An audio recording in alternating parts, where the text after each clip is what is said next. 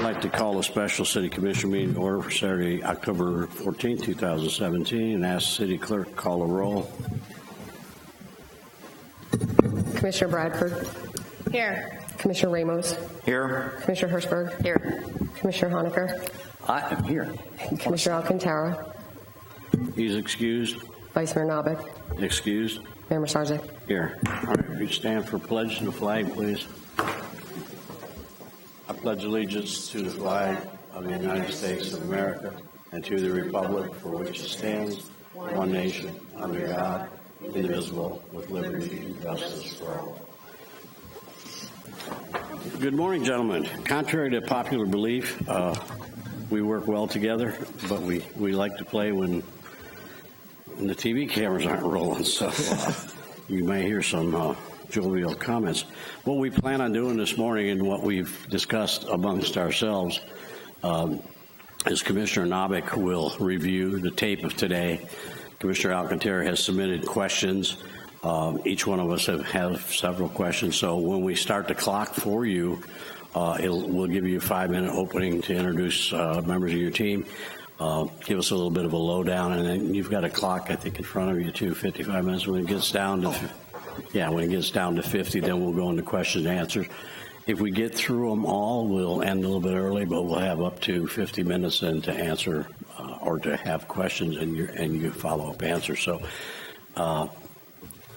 the longer your answers are, the less questions we ask, so you can play that however you want to, okay? But we schedule 50 minutes for questions and answers, okay?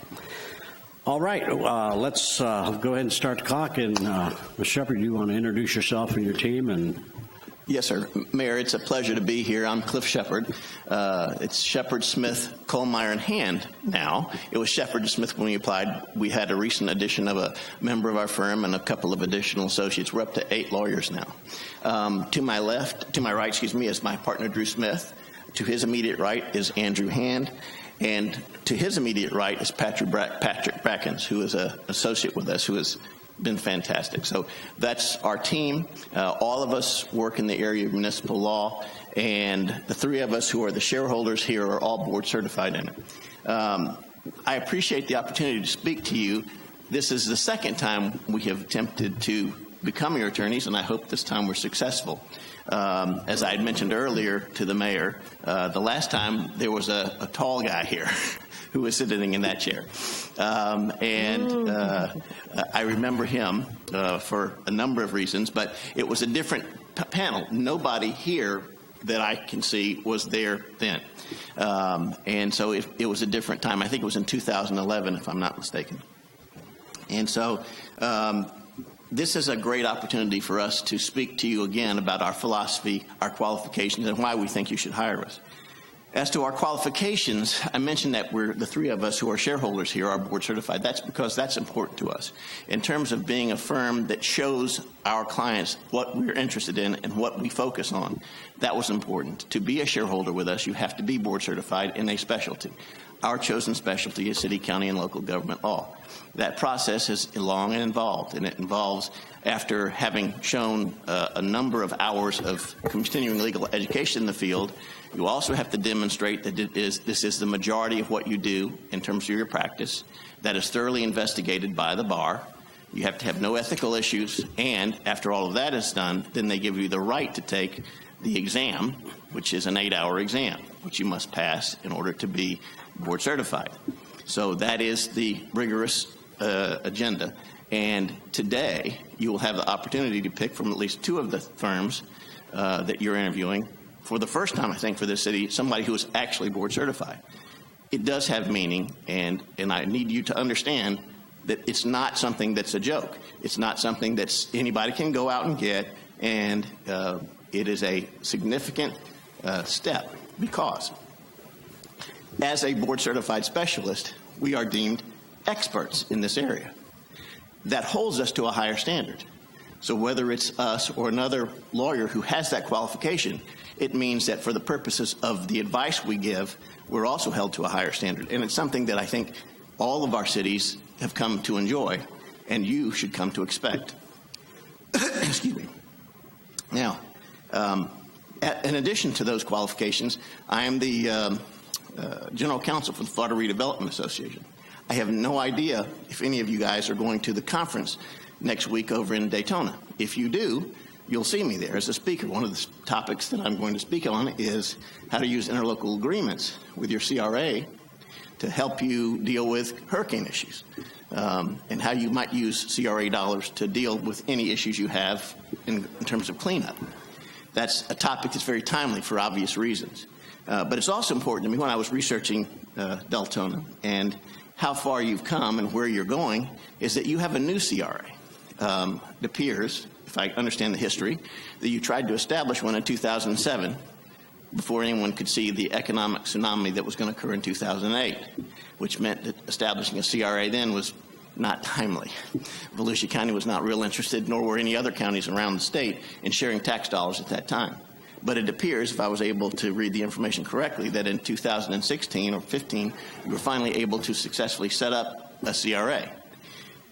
If you were to call the FRA for advice on a CRA topic, they would refer you to me. This is what I do. I can help you get the most out of your CRA. I can tell you how to use your dollars in an intelligent way that is also a legal way. And that's not a small thing now, because in this state, the CRAs have become very controversial in some quarters as ways to divert money and misuse money and so forth. And that's a big issue, not only for CRAs locally, but for the FRA as a kind of umbrella organization around the state of Florida. So it sort of ties into our philosophy of keeping things between the lines so that you can use those dollars to get the redevelopment that you seek and not run afoul of the Auditor General's office. Now, we are a full-service firm, which means that we do everything from real estate closings, I'm a title agent as well, to construction law, to trial work. Interestingly, I have started my career in trials. That's what I do.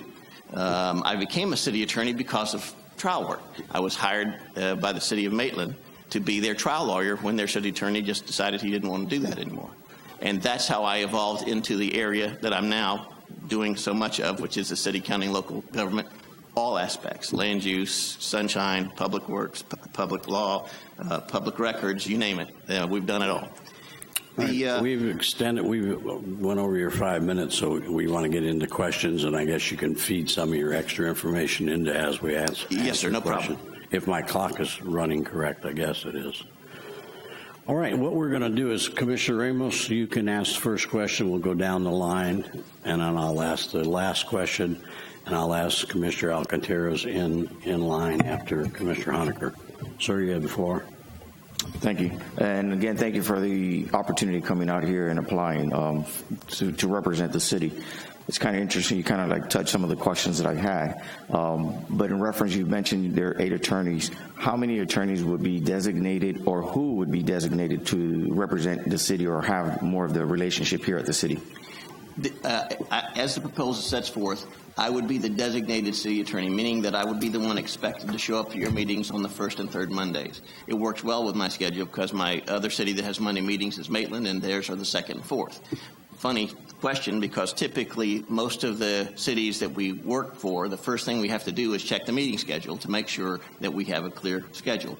The designated backup, as per the proposal, would be the person to my right, Mr. Smith, also board certified, also a city attorney in his own right for Flagler Beach, for City of Edgewood, and so he's been my backup as an assistant city attorney with Maitland and others, and we back each other up depending on meeting schedules, which is the kind of primary thing that we have to work around. In addition, if there's ever a situation where neither of us are available for that role, Andrew Hand is also a shareholder with us and also board certified. He's a city attorney for Dunellen. He's a city attorney for Davenport. I don't think Davenport was on our list when we provided our application because that's a relatively new city for us, but he has since become the city attorney for that city.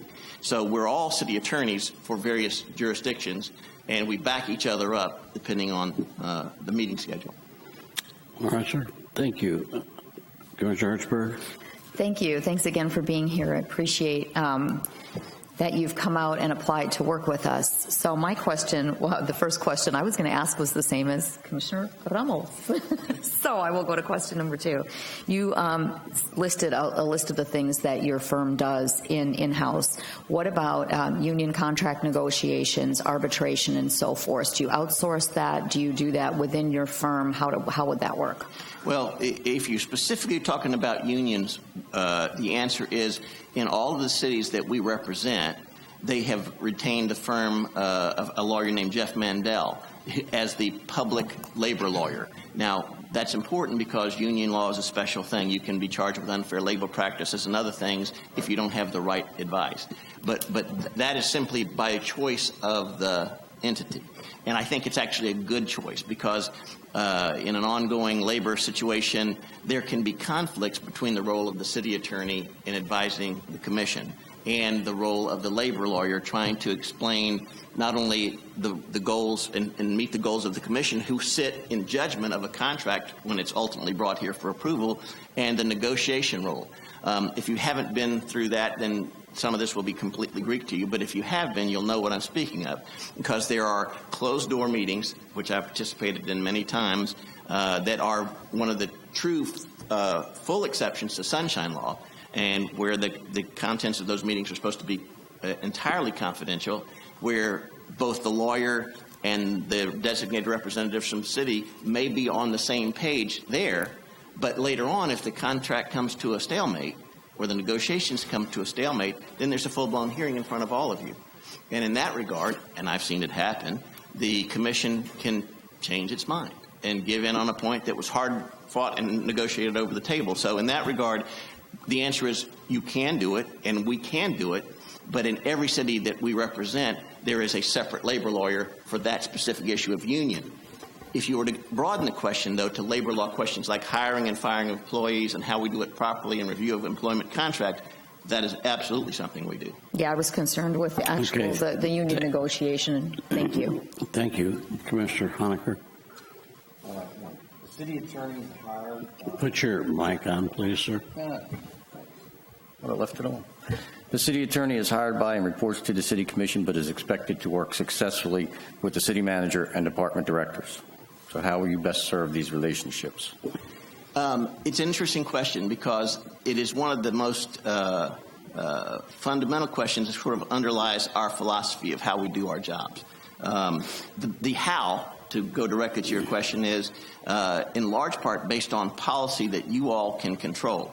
I can make a suggestion as to what we do with our other cities and how we think it's best done, but ultimately because you control the purse strings of how you spend the money, and we are officers that report directly to you, you have more control in that regard. Here's what we suggest. First, in most every city that we represent, the two types of employees that can come to us directly for questions are department heads and the city manager. So in that case, we'd be talking about the police chief, the fire chief, the public works director, the parks and recreation director, the director of community development or similar, and the city manager, because you don't want an entire organization to be able to pick up the phone and run up your legal bill. In addition, in those same cities, the commissioners typically have a one-on-one opportunity directly. There has been in the past situations where they wanted to run all of the questions through one commissioner. And certainly if that's what you decide to do, that's fine. But it's important, at least philosophically, for me to share with you this. As city attorneys, we believe that the best thing we can do is make sure you all have confidence in the advice we give without regard to politics or how it lays out or anything like that. So that if I tell, for example, you, Commissioner Honecker, this is something that you really can't do because of whatever reason in a one-on-one conversation, you not have to worry that I'm now going to take that information from a political standpoint and go share it with somebody else to make you look bad. What you need mostly is to be able to rely on my information and make sure that it's coming from the right place, which is to keep you out of trouble, to keep it between the lines. As I have been doing this now for quite a while, nobody has ever cast a single vote for a city attorney to be elected to anything. Now, they cast votes to whether we keep our jobs, but not as to whether we've been elected. We're not the seventh or eighth vote on this commission. And so Our job really is not to make the policy, but try to keep you guys where you're not going to get in a problem. Thanks. All right. Commissioner Alcantara couldn't be with us today. He's at municipal training, so I'm going to ask his first question. And I quote, is based on the potential legal needs of a municipality, would your contract with your firm be all-inclusive? If not, what potential needs would not be covered by your firm? You mentioned labor attorney. If we so decide, is there any others? There is one, and it's really the only one which we don't, do. And that is, we are not a firm that's going to go out and place you in the bond market. So if you are out looking for, and I know you guys all know this, but it's amazing to me how frequently it gets confused. When we talk about bonds, we're really just talking about loans. And there are specialized attorneys, one of whom is at Ackerman, who seems to have done the majority of the work with the cities that we deal with, who are the ones that go out and place the request for bond funding, prepare all the documentation, and charge the fees that are associated with that aspect. So if you're refunding, for example, a sewer note or an infrastructure note or whatever, which just seems to be a fairly common thing, we just did one in Apopka, on the actual going out and placing the request in the marketplace, getting back the proposals, doing the documentation, that's typically done by a lawyer who specializes in bond law. Or they're called municipal bond lawyers. But in terms of the other aspect of that same thing, it's important that that not be us, because we also have to issue in those cases what's called the issuer's counsel opinion. We write a legal opinion for every time a bond is placed regarding whether the city is legally constituted, whether the action taken to vote for the bond has been legal, and whether all the qualifications have been met, that when you say to the lender, these things are true, I, as the lawyer, say, yes, they are true, and then they rely on that opinion and can sue me if I get it wrong. So it's not all aspects of that, but portions of that. Everything else, whether it's labor, police advisor, police legal advisor, zoning and land use, trial law and litigation, all of those things, there's not any of those things that we don't do and have not done and done a lot. Okay, thank you. Commissioner Bradford. Okay, again, I want to thank you guys for being here, especially here in the morning. You guys obviously have a great wealth of experience, and I commend you all that have done the board certification. I've heard it is very difficult. With that said, I'm always concerned about the future growth of Deltona. So with that, what is your biggest contribution going to be for the future growth of Deltona? What do you see it as? I know you briefly mentioned CRA. And how are you going to accomplish this for everyone equally and fairly? Well, I'm glad you asked that question, because it got into the why you should hire us part of my opening that went longer than it should have. Here's the answer. I tried to ascertain by looking at old meeting minutes and other things where the city is trying to go. And I know, for example, the community center is a big deal that's going to come online, cross fingers, later this year. And I also know that one of the things that city has attempted to do since it got established in 1995 is to kind of formulate a sense of place, a downtown, let's say, of something that can be looked at as this is where we congregate, this is where we do what we want to do and want to see that boom and grow. And I'm here to tell you that you will not find a firm who's done that more frequently than us. And the reason is because the cities that we have been in have struggled with the same thing. And I'll give you some examples. Right now, if you were now, again, don't blame me for the projects if you like them or you don't, because we don't get to decide that. But if you go to Maitland, you'll see a lot of stuff coming out of the ground right now. One is called the Maitland City Center Project, and it's literally across the street from City Hall. It involves shops and restaurants and retail on the bottom floor and a promenade, walkway, and so forth, and some multifamily upstairs. It's a very large project. It covers 2 or 3 city blocks.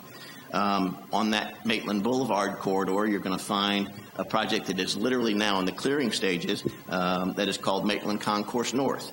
I did the development agreements for both of those huge projects.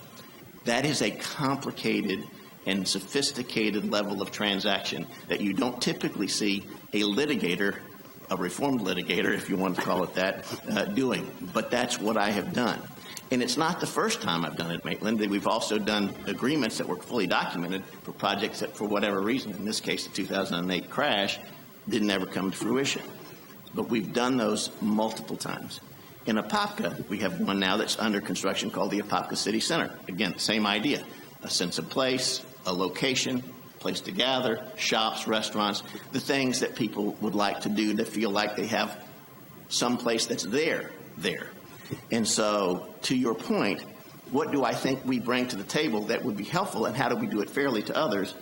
We don't have the vision for your community because it's your community.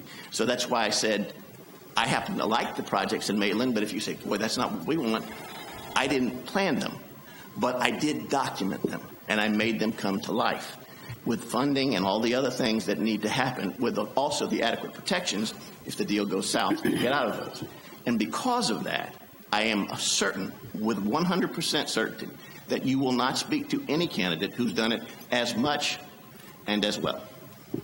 Thank you. Okay, thank you. Tell us a little bit about any conflict you've experienced in your career with either an elected official or senior staff member that you disagreed with after providing legal advice, and how did you navigate and negotiate that situation with that person? Well, sometimes better than others is the short answer. Yeah. I guess the best way to explain or answer the question is to use an example that happened early in my career in terms of how we deal with it, and then some lessons that have been learned along the way. I was in a meeting in Maitland relatively early in my city attorney career, and the commissioner there was some development issue. Well, it seems like it's always development that is causing controversy. And there were 4 council people who were ready to go on the issue. And the mayor turned to me, said, well, Mr. Shepard, are you ready to go? Absolutely. I got the stuff, and I read it, and I'm ready to go. It was Monday. We got the stuff on Friday. One of the commissioners was not happy because he was particularly angry because he'd only got the material on Friday. And he didn't want to spend his weekend working on it, and he wanted it to be delayed. But I didn't realize quite at the time, because I was young in this profession, that I was sort of being put in a no-win position when the mayor asked me as the last person, well, Mr. Shepard has read it, and he's ready to go, and aren't you? And I'm going, yes. And I barely gotten the words out of my mouth when the commissioner said, I don't care what he does. I don't care what anybody. Now he's furious at me because he sees my role as I'm now teaming up with the other 4 and against him when he wants more time. I was taken aback because I didn't see it coming. It was not one of those things that I knew there was the light at the end of the tunnel was a freight train heading in my direction. So as soon as we got a break in the meeting, I went down and spoke to him. I said, Commissioner, I'm really sorry. I didn't know what I said, and I didn't mean to offend you. And he said, frankly, Mr. Shepard, I don't really care what you think. I care what they think. And he's pointing out towards the public. And it was an impression on me that has not been lost on me. And in my role to earnestly serve, I have to also recognize that you have a role, too, that goes beyond just getting it right. It's also to make sure that the public knows that you're engaged, that you're interested, that you're hardworking, and all of those other things, and that it's not my role to call that into question, which was never my intention, but it makes a point. We walk a delicate line here. We are not the policymakers. We don't set the vision. I can certainly tell you, and would tell you if you asked me one-on-one, not in a public setting, what I think based on my experience is a given decision is good or bad. But at the end of the day, you're not going to hear that here because that's not what I'm supposed to do. If you guys want to go here, and I think it should be there, and here's legal, go here. That's the idea. And so in terms of how you deal with conflicts, the best way you can deal with it is what I said earlier, which is try to make sure that all members of the commission, whether they are in the majority at that moment or the minority at that moment, believe that where you're coming from is a place of giving them correct advice, and let the policy falls out the way the policy falls out. Okay, thank you. Mr. Ramos.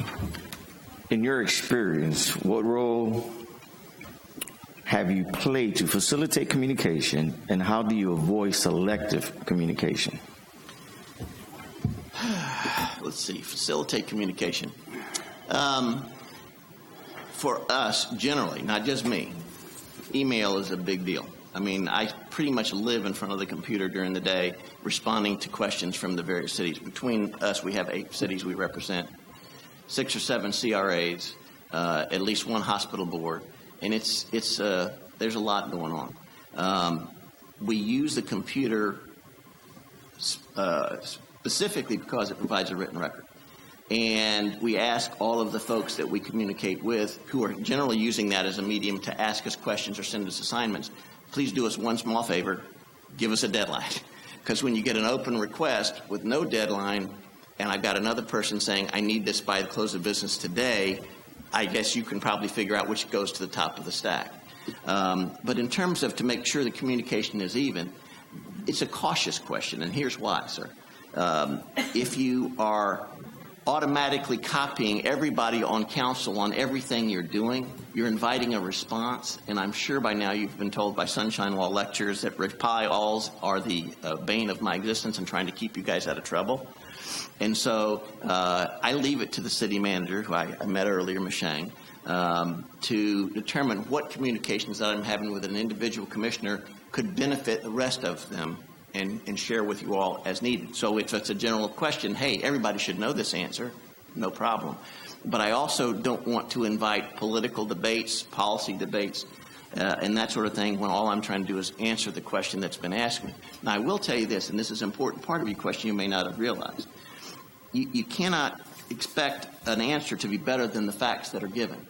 And one of the things that I've definitely learned, and we've all learned the hard way at times, is that you're only as good as the facts are given, and the answer is only as correct as the facts are given. And so what happens, or what can happen, and I certainly hope that the collegiality I've seen here this morning is an indication of how it goes most of the time, is you can be stuck in the middle of a battle where you get half the story from one party, another half from somebody else, and the answer is going to shift, and then the blame goes to the person who's given the answer as opposed to the person who's providing facts.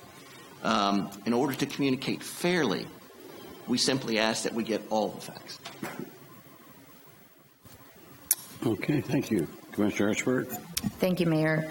So there are times in the middle of a commission hearing, you're going to have an issue come up that pertains to something that is going to be voted on. And it's possible that additional information is brought forward, something was missed. Maybe a member of the public will come out and point out something, whether it's in an ordinance, in an agreement. How do you handle something like that from a legal standpoint when it's when there's a shift in what on the fly? Yeah, I mean, how would you handle a situation? I guess regarding a legal opinion during something like that, or how would you handle that situation? Well, the answer is it happens very frequently. It's one of the things that I think Drew and Andrew both will tell you, since we've all sat in the city attorney chair, that we specifically have addressed internally. Drew and Andrew both started with us as associates and have earned their way to be shareholders. So they've learned the hard way through actual experience and through discussions and viewing meetings and going to meetings over time. The answer is, and I use this all the time, but there is a caveat, so hold your applause. What I say is, there's a movie, I think it's called U-571, and it's if you're a military movie buff, it's a movie about Americans, I think, capturing a German submarine at some point. But at any rate, what I do know is that there is a part in the movie in which a novice second in command is thrust into the command of the boat. And he is now underwater with a whole bunch of people who are depending on him to survive. And he's got the crew gathered around him, and a question comes up. I don't remember the question, but I do remember the answer because I remember what happens after that. He says, I don't know, I'll get back to you on that. And so his now second in command takes him aside, and he says, essentially, permission to speak freely, sir. I just need you to understand that there's one person on this boat who can never say, I don't know, and that's you, because everybody's on this boat's life depends on you. This is how I see our role in that situation. And it's important because, A, you want to make the right decision and not be in a position where you're going to be embarrassed or sued or make the city vulnerable. And B, now's the moment. It's not like 2 weeks from now at the next meeting, and you need to have that ability. I think it is fair for me to say that all of us are really good at thinking on our feet and giving you the answers you need. But it's also important for you to hear, this is the coda to my answer, as I mentioned earlier, that there are times when information can be so new and so significant that the only option that makes intelligent sense is to say we need to take an opportunity to study and look more into it. And having the discernment to know which situation is which and consequences for that are why you get a board-certified lawyer. Okay, thank you. Commissioner Honaker. Okay, most legal departments do not get involved in matters that generates funds for a city. The Deltona Legal Department does. The legal department's actively involved in processing and collecting of code enforcement, code compliance department, and municipal liens, has negotiated an agreement with a third-party vendor to conduct foreclosure registrations for Deltona, which generates approximately $400,000 a year to our general fund. Will your firm that support under proposal as written, and what other techniques or processes has your firm implemented to generate funds for municipalities? Okay. I had trouble a little bit hearing the initial part of your question, but if I understood it, you said that you have a private company that helps you with collection of There's code a enforcement? third party that we've established for the foreclosure registrations in Deltona, and that generates $400,000 a year. Will your firm continue that support under your proposal, the support of code compliance department, municipal liens, negotiate an agreement with the third party? Just to give you an example, in 2015, the legal firm brought in $773,000, rounded off. It's a little bit over. 2016, they brought in $519,000. So this is the code enforcement group. This is their attorney. They work with the code enforcement group, with the municipal liens, code enforcement liens, municipal liens, and they work. You have a small legal department upstairs that you can contact and work with them. There's a legal clerk up there, but they bring in money. Legal department every year. We don't look for this to be a fund of someone. We pay $500,000 a year to attorney, round figure. Hopefully it won't be that much. But the attorneys bring money back into the city. They just don't take money out of the city. Just don't represent us at meetings. They're highly involved in Deltona. They're part of the family and part of making operations happen. So. I'm glad you asked the question, and I'm going to let my partner Drew answer a portion of it. But generally, let me explain why I'm going to give him the mic, and also how we would support that. It's interesting that it's code enforcement because I don't know about Denellen specifically, one of the other cities we represent, but in the other cities that we represent, code enforcement is kind of a unique animal in that there's always an internal debate about whether it should be complaint-driven or whether it should be proactive, meaning you should go out and look for trouble. And I don't know which category you guys fall in, but most, if not all, of the cities, with the possible exception of Denellen, are in the category of we wait for complaints to come to us. We don't go seek them out. And it's primarily, in my opinion, based on what I've heard the elected officials say, because they are not looking to harass or cause problems for citizens if other citizens aren't complaining about that issue. So they would take offense at the notion, and this is not in any way indicating that you guys are wrong, it's just that you're different, that they would turn the code enforcement into a moneymaker because they would think that that is an imposition on their citizenry. And again, I'm speaking in a general way for the way our cities view this area. That has nothing effect on us. If your approach is proactive, it is based on let's go find these violations and clean it up for whatever reason that's good for Deltona, we would 100% support that. And the reason I want to give the mic to Drew is not only so you can meet him, but understand that I mentioned that I would cover the meetings on Mondays because I can. But typically, other meetings, like a code enforcement board or a P&Z meeting or something, there might be a different face there based on meeting schedules. And Drew does a ton of code enforcement, so I thought I'd let him finish the answer to the question. Yeah, just in terms of working with code enforcement and prosecuting your liens, absolutely. That's something, why I do as much code enforcement is when it was just Cliff and I very early in my career, 15 years ago, that was the first thing that I really dove into was code enforcement. So I've been prosecuting code enforcement cases, prosecuting the liens that arise from those code enforcement cases for all the 15 years I've been doing this. On top of that, I am now the code enforcement hearing officer for the city of St. Cloud. So in addition to prosecuting the claims that create the liens, and then when those liens aren't paid and whether they're negotiated down to a negotiated settlement or we have to go forward and prosecute them in court to foreclose the lien, I'm actually now the guy sitting up there who's imposing the liens. So code enforcement is something I'm very comfortable with. Again, just because I've been doing it for so long, and why Cliff hands me the mic I know is because in most of the cities we represent, I am the code enforcement guy. Thanks. All right. Commissioner Alcantara's next question, and I'll read it again verbatim. Would a contract with your firm include all necessary personnel, or will taxpayers have to pay for additional staff for your office? If I understand the question, we don't charge you to hire staff. We just charge you for what we do.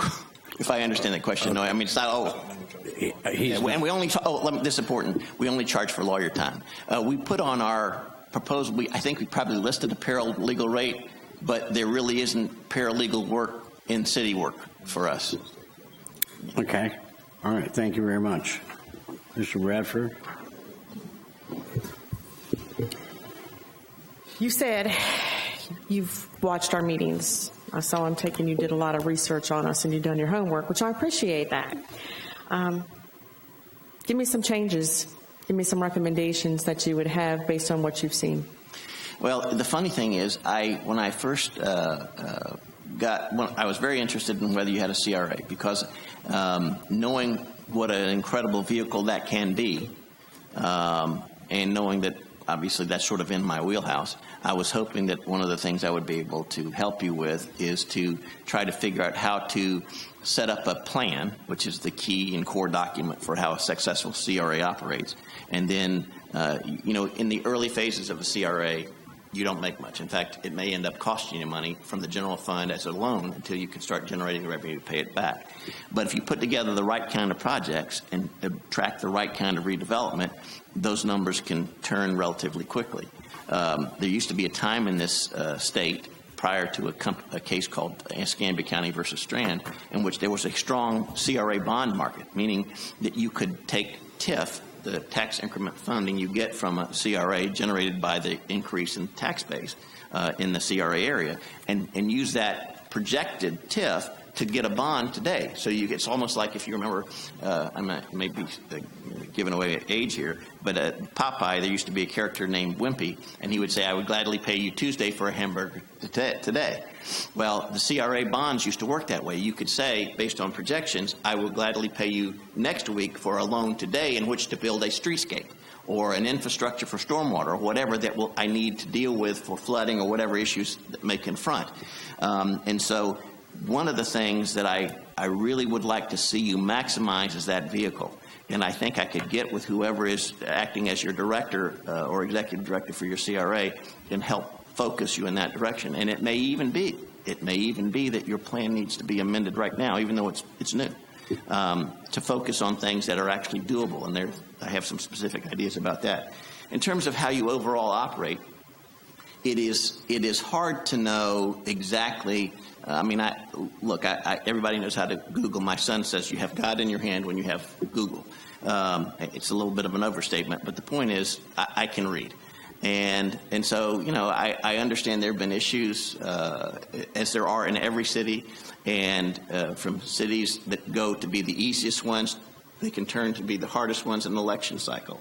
And so what I would tell you is, as a general statement, the more you work together and respect views that are divergent, which seems an odd thing to say at the time we are in this country today, the better off you'll be. And other than that, the idea of kind of having a goal, and it appears that at least part of what you all have coalesced around to some degree is the sense of place and trying to figure out something that will make Deltona rise to the level of beyond the sleeping giant to actually be the giant of Volusia County, because it is, but it has not gotten to that space in terms of building edifices, center city stuff, and that sort of thing. And that's what I'd like to see myself help you guys realize. All right. Mr. Smith, would you mind letting one of your other attorneys answer this question? No, absolutely. But it's up to you. Either one. I just figured we ought to hear from all of you. You got up early and got some lousy coffee and a donut.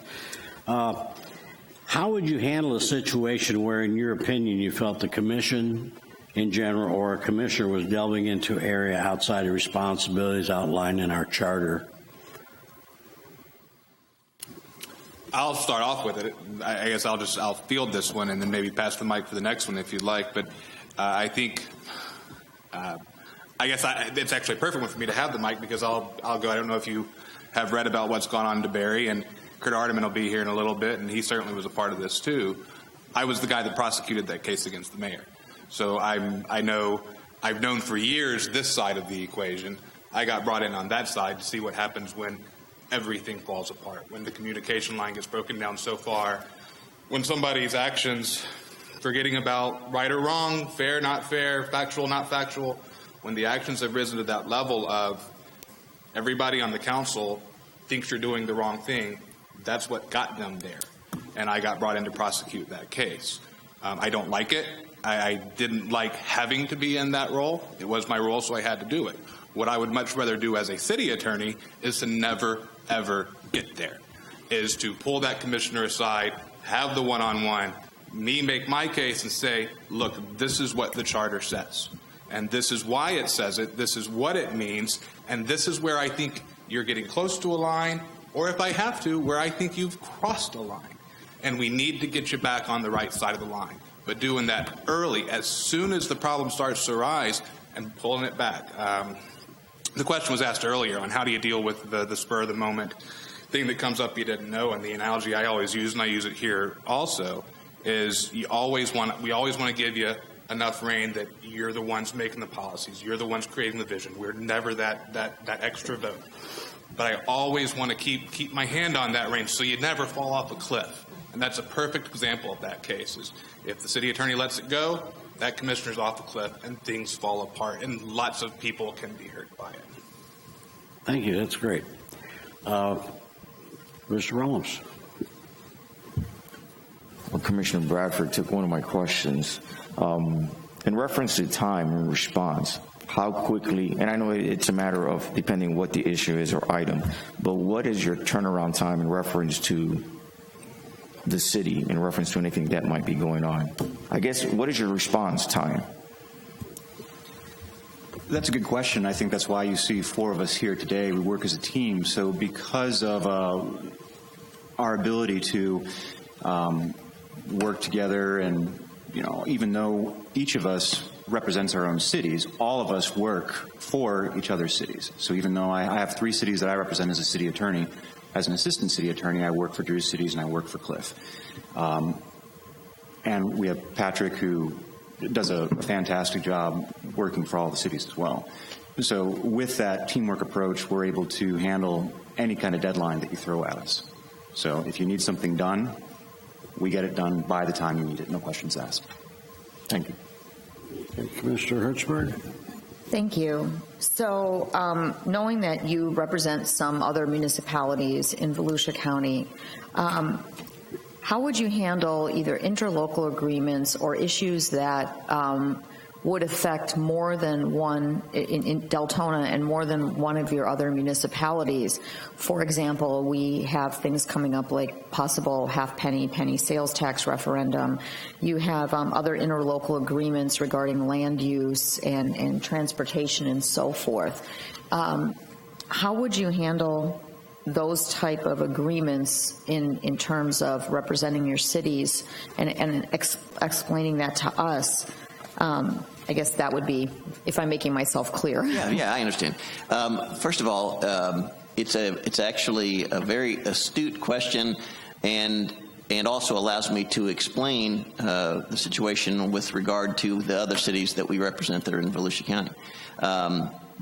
Me specifically, one of those is Ponce Inlet. one of the things that we have not done, and it's for reasons that you'll now hear, is applied to be city attorneys for someone who shares a boundary with any of our other cities. So, for example, Winter Park has come open at least twice during my tenure as the city attorney for Maitland. And it's natural in terms of its geographic location to us. It's close and all those things. But it also shares a boundary with Maitland, a very large boundary and a set of lakes. And because the potential for conflicts there are substantial, we don't apply for that job. We'd love it, but we don't. It just doesn't make any sense. So when you talk about an interlocal agreement, the kinds of conflicts that you're talking about really only arise if you share a boundary and have contrary interests. Maitland and Castleberry would be an example. Maitland and Winter Park would be an example. Port Orange and Ponce Inlet would be an example, but you're not in that situation. So it would be not a problem to have one set of negotiating criteria and goals for one city regarding how they deal with the county and your city or Flagler Beach or others. So it really is that simple. But one of the things that is helpful, that kind of is an offshoot of your question, is because we have experience with other cities in doing things that you may wish to do, we can say, well, guess what? We did that already. An example, you mentioned the half penny. One of the things that several of our cities have done is they've adopted an economic development tax credit, which is provided for by statute. I don't know whether you have it, and we call it a tool in the toolbox, so that if a specific development that you want wants to come here, but wants an incentive, if you've properly adopted that vehicle and you have that tool in the toolbox, you can offer them a tax credit or rebate on property taxes for, I think it's up to 10 years and up to 90 or 100% of their tax bill, if it's going to provide enough jobs or other whatever you set as the criteria to provide it for them.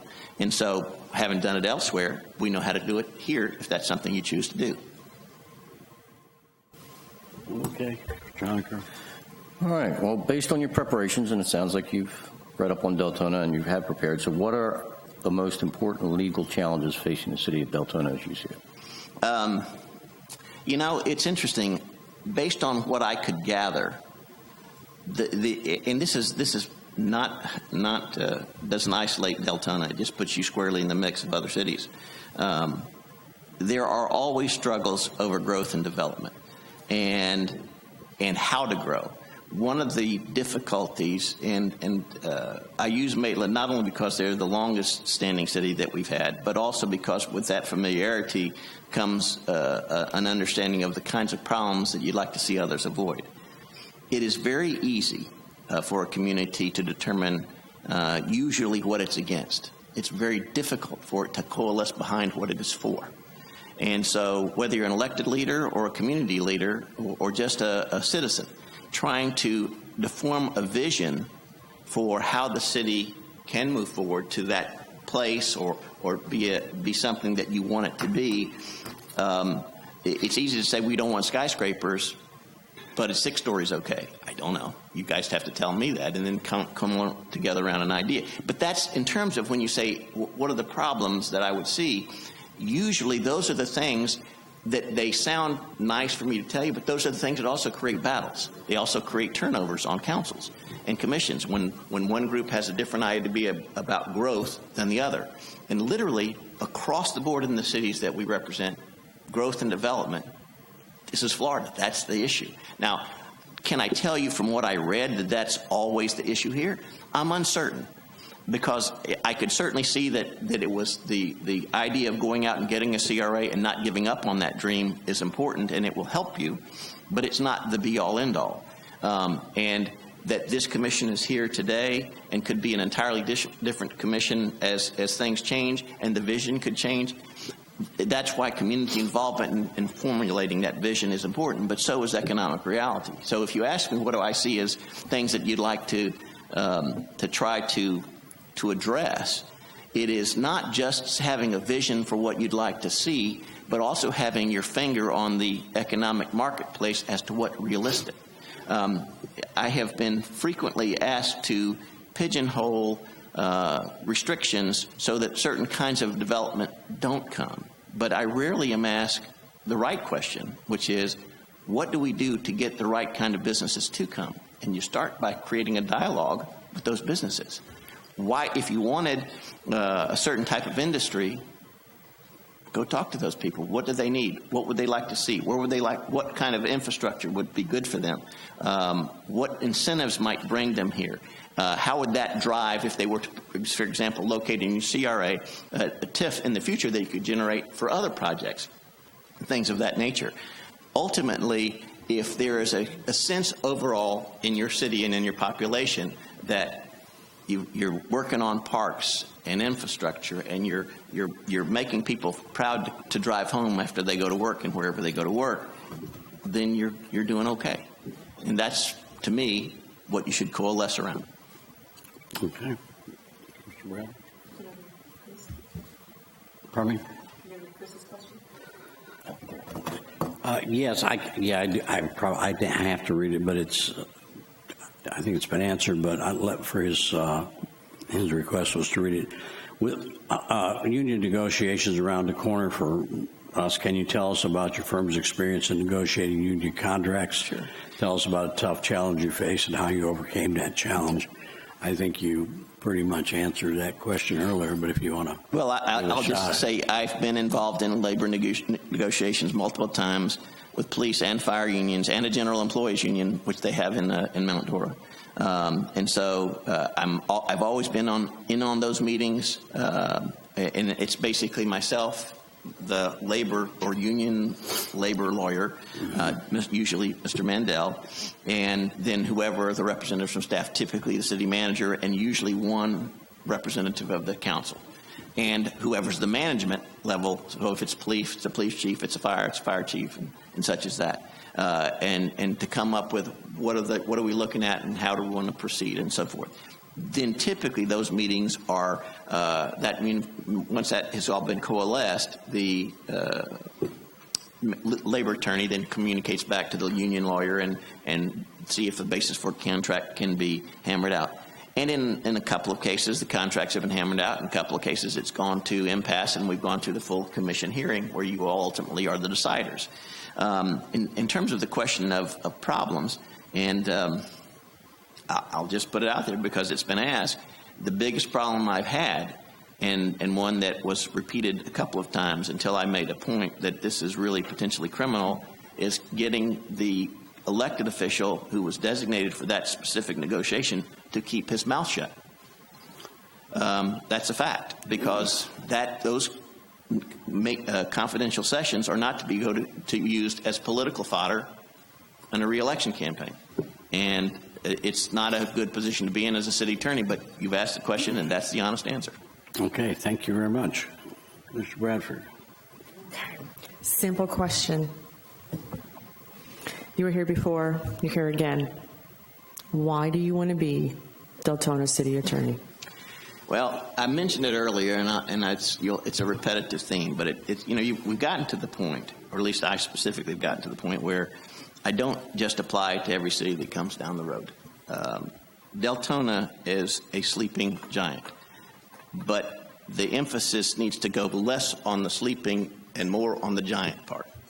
And so, to me, this is the perfect opportunity to use the skills and tools that I've amassed now over close to 20 years of doing city attorney work. I've been a lawyer for 33 years, and almost 20 of those now I've been working with cities.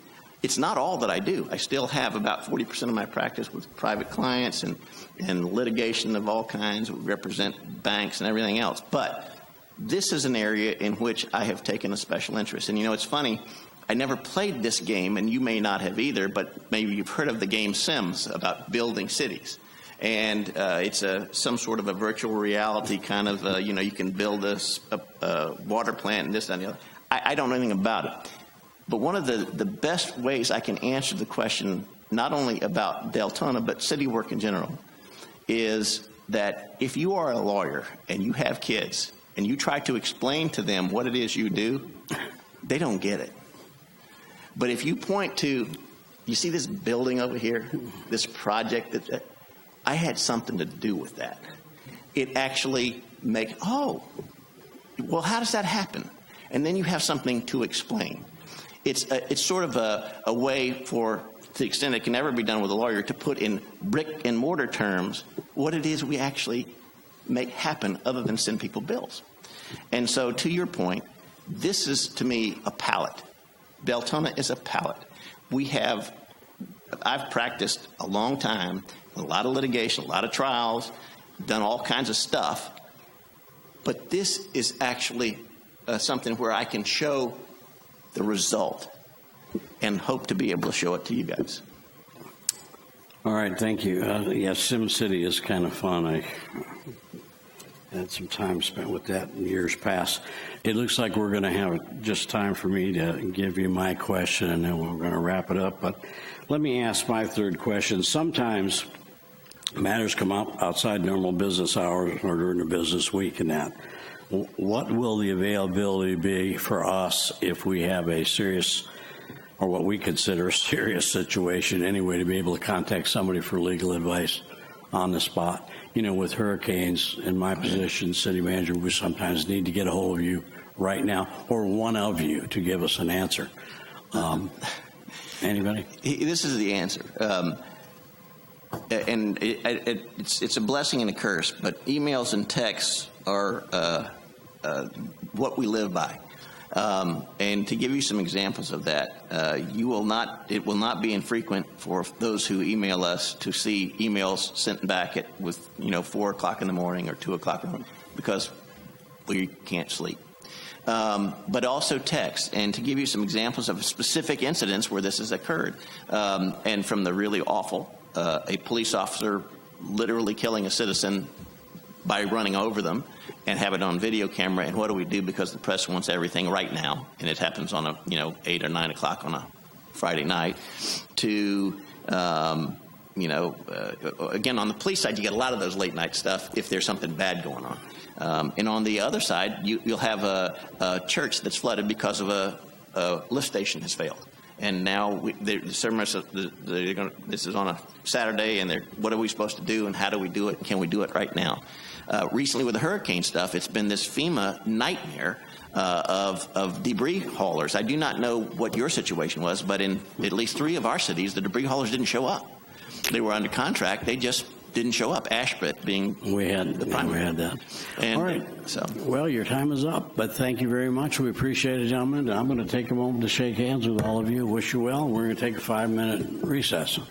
All right. We'll resume. Just to give you a little bit of housekeeping, I guess. We have allowed 55 minutes, 5-minute opening. You can spread that around however you all feel comfortable doing.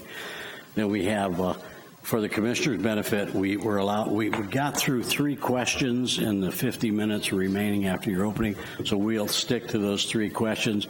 If we have time remaining, we'll let you elaborate or introduce or dance or whatever you feel like doing, so we get an equal amount of time for everybody, and we'll be asking the same questions we asked all the candidates, okay?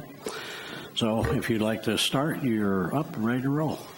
Good morning, Mayor and Commissioners. My name is Rick Geller, and this is Kurt Ardeman, my partner, and another partner, Dan Langley, and then 2 of our associates are with us as well. That's Eric Johns, and that's Chris Conley. We really appreciate the opportunity to interview with you this morning. If chosen, Kurt and I would serve as your principal city attorneys. I would attend the meetings of this commission and any other boards that the city deems appropriate. For the first 3 months, both Kurt and I together will attend the meetings of this commission. We will know your issues. You will have our cell phones. We will be available to you. Kurt's grandfather, Ben Fishback, founded our firm 82 years ago. That makes us one of the oldest law firms in Central Florida, and we every day think about that legacy and try to live up to it. We represent 5 cities. They are Belle Isle, which we've represented for 40 years, Winter Garden, which we've represented for 19 years, DeBerry for 17 years, Longwood for the last 7, and more recently, Winter Park for just the last couple. We also have some private clients who we've represented for more than half a century. We must be doing something right. Our clients tend to stick with us for a long, long time. We would serve at your pleasure, but we're at the prime of our careers, and we're looking for a long-term attorney-client relationship. All of our cities are different, but they do share some common attributes, as I'm sure that we share with you. They all have very involved and informed and committed citizens. They all have different development pressures. Some of them are attempting to attract development to certain geographic areas, and we get involved in all of that.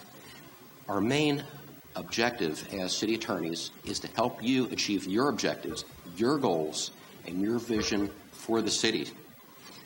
We will sometimes guide you through some very difficult situations, and we are always finding creative solutions and opportunities. And just as an example, in the nearly 2 decades that we have represented the city of Winter Garden, we have played a central role in that city's renaissance.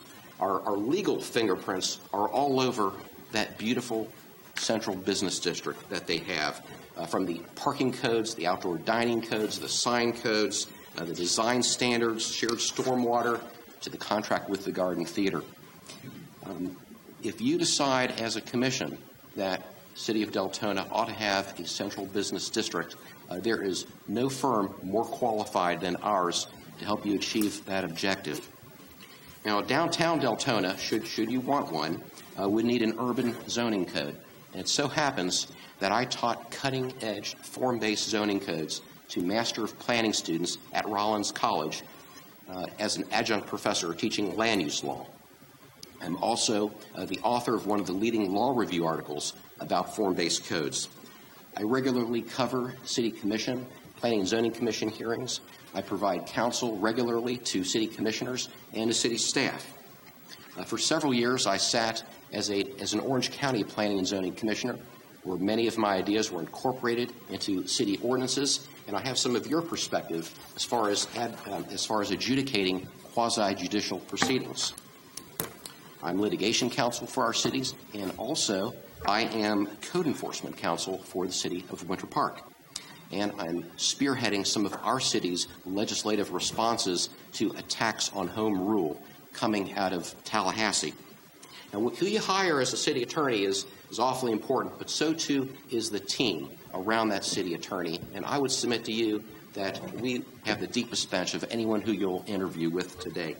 Kurt Ardeman here has practiced as a city attorney for more than 30 years. You will not find anyone more knowledgeable and more experienced than Kurt.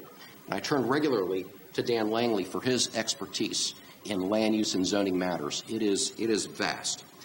All of our equity partners are AV preeminent rated to have the highest in competency and legal ethics. In 25 years of practicing law, I have rarely encountered a legal writer as good as Chris Connolly. He is simply superb, and I say that as a former law review editor. Eric Johns graduated from Dartmouth and then on from one of the top law schools in the South, Emory. Dan, Kurt, and I surround ourselves with the best and the brightest. We're applying for this position in part because we believe that representing not only Deltona but DeBerry as well would lead to shared synergies, shared collaboration, and just really good ideas that can come back and forth between the two cities. I'm sure we'll talk more about that. In 17 years, we have never once encountered a legal conflict between DeBerry and Deltona. That's very important. One thing that may distinguish us from other city attorneys who you're interviewing with today is that we will selectively represent private clients before local governments who we do not represent. That gives us the perspective of those who appear before you. And so when you're a city attorney and you can anticipate what attorneys will do who appear before you, that's a good thing. That makes us better city attorneys. Just a brief note about our approach. When possible, we avoid unnecessary fights, unnecessary conflicts, and litigation. But when needed, we will advocate fiercely for our clients, and we will aggressively protect the interests of the city. And we'd be very honored if you select us as city attorneys, and all of us look forward to answering your questions. Okay, thank you. Commissioner Ramos. Well, due to fairness, I do have to ask this question. even though you've answered it already. And that would be in reference to how many attorneys and who would be assigned to work with the city. And as you mentioned, it would be yourself and Kurt that would be representing the city. Okay. We'd be the principal city attorneys. Okay. If I could expand on that, Absolutely, Commissioner. What we have found with our cities is no single lawyer is going to be available 24/7. So what Rick said when we opened up is that he and I will initially, for the cost of one lawyer, not two, initially come to your city commission meetings. I will not be able to come to each of them in the first couple of months, but every other one, because I do have a conflict. However, we would both be here to learn your issues, hear what's affecting you and why you want to do what you want to do. So, and then we do, at that point, have a much better understanding of what the city's needs and issues are. And if Rick happens to be in a trial or a hearing, or I happen to be in one, you've got me, and vice versa. So clearly that has worked extremely well for us as we are exceptionally responsive. And that's one of the things I think is kind of our downfall, is because we are so responsive, our cities say, well, we asked the question this morning, how come we don't have an answer by noon? But hopefully that helps you understand a little better. Okay. Commissioner Hirschberg. Thank you. So in your experience and in your law firm with your attorneys that you have here, the different things that you do, I know you touched on code enforcement and so forth. What is your procedure and your experience with union contract negotiations and arbitration and so forth? How would you handle that, and who in your firm would handle that, or would you go ahead and bring in a labor attorney? We think it's critical to bring in an outside labor attorney. It's important for your city attorney to have good relations with the fire department, with the police department, and if your city attorney is involved in those negotiations and takes on an adversarial role, that can lead to some friction and some unpleasant interpersonal relations. We think it is a much safer bet to bring in outside counsel who are qualified labor and employment lawyers. Great question, because it is very important, and that's something we are doing with our other cities as well. It has worked exceptionally well, because if something happens where there is an issue from the city commission standpoint, we're able to then counsel them independently from what the labor lawyer has told them. All right, Commissioner Honaker. The city attorney is hired by and reports to the city commission, but is expected to work successfully with the city manager and department directors. And how will you best serve those relationships? Communication. Communication is key. You all and the city manager and key staffers will have our cell phones as deemed appropriate. And that, you want to add to that? Yeah, it's absolutely critical. That day-to-day interaction is one of the reasons that our clients really like us a lot, is because we get calls from the city manager, we get calls from department heads, we get calls from the commissioners, from the mayor, we get emails, and how we respond to that, both substantively, timeliness, and in the manner, is very, very important. You all, just like our current cities, have the issue of, well, wait a second, one commissioner may ask a question and the commissioner doesn't. Do we give the answer just to that commissioner? We may get a call from the city manager that says, hey, what about this? Our poll star is not the department head. It's not the city manager. It's not the city commission, believe it or not. It is the city of Deltona. We, as council, represent the city of Deltona. And you all are the governing head of the city. So therefore, you make the decisions for the entire city.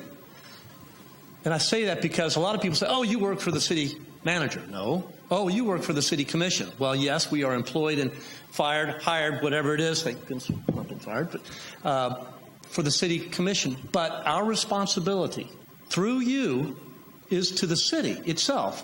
So if the city commission were to make a decision that says something that's going to be a problem, we will certainly do everything we can to help you avoid that problem and solve the problem.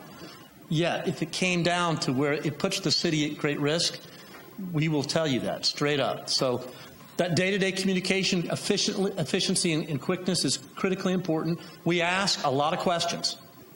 A lot of times we get an email that says, hey, do A, B, and C, and some people will take it and run with it, and you're going down the wrong path. So you make the call up the person that sent you the email, you find out what the details are, and instead of doing a full-blown contract, there may be a way to use an existing contract to maybe make a call to somebody. So our objective is not to say everything's legal. That's just one part of our job.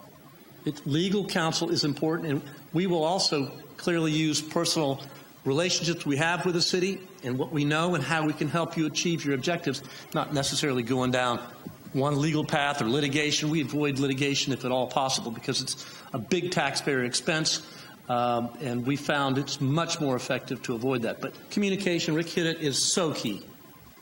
Okay. Commissioner Alcantara couldn't be with us today, but he did submit 3 questions that we're going to, I'll read them.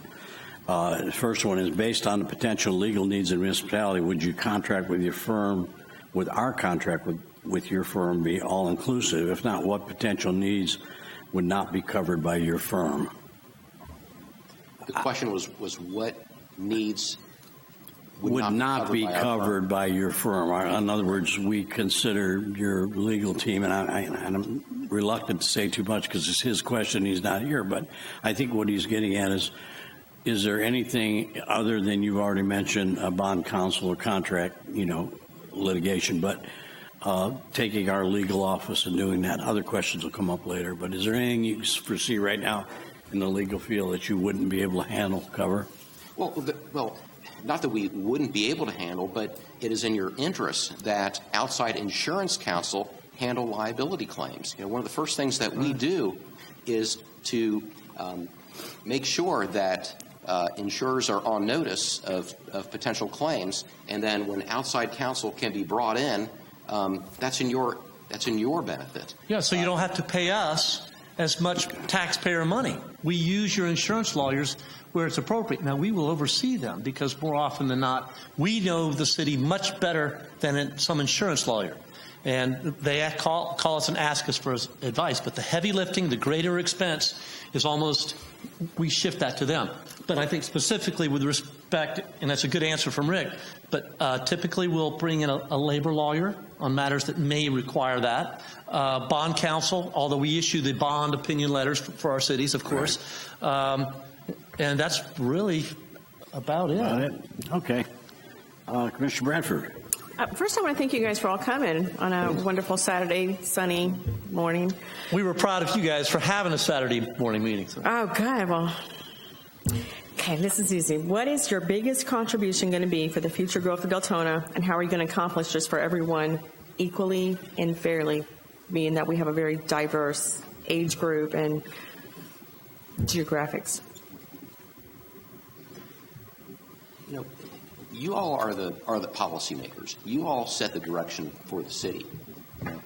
Our job is to help you achieve your objectives, as I said earlier. I don't want to presume to set policy. You want to achieve X, Y, or Z. That's up to all of you to do that. We are not the 8th commissioner. We are your lawyers. Right answer. Thank you. But that's a great question. We've thought about your question substantively. Every city has its challenges.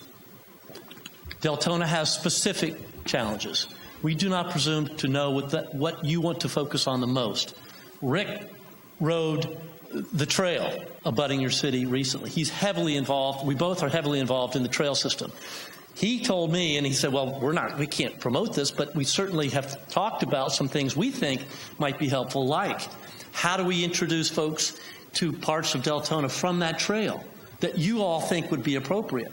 He served on statewide committees to deal with that. This coast-to-coast connector, you all can use that to do whatever you want to with your city. And we have very close connections with the Coast to Coast folks. That's right. I'm on the board of directors of Bike Walk Central Florida and been involved in the Coast to Coast Connector, in the approval of the Coast to Coast Connector. We're involved with Andy Gardner in getting the Sun Trail funding for that. And you have at least 2 segments that go through your city. And I know that last spring that you all submitted a request for grant monies from the state of Florida, from FDOT, to have a spur that would come all the way up to this city hall and beyond. And I think that is a terrific thing.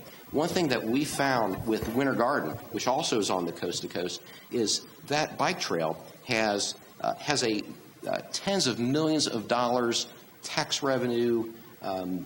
It has improved the tax revenues of the cities. Let me try to rephrase that. It has been an economic boost to the city, and that's something you all could look at. How do you take advantage of that asset that you have in your city? 20 years ago, Winter Garden had vacant storefronts. It had a railroad tracks down the middle of it. It was dilapidated. It was a mess. We've worked so closely with them. We got the railroad tracks removed outside of downtown. That now is the trail. It's one of the first segments.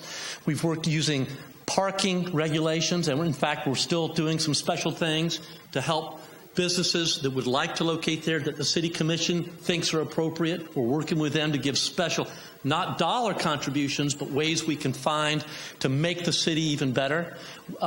We've got a collective stormwater system, so each parcel of the place that the City Commission of Winter Garden would like to see developed doesn't have to use it for a stormwater pond. They can move it to another area.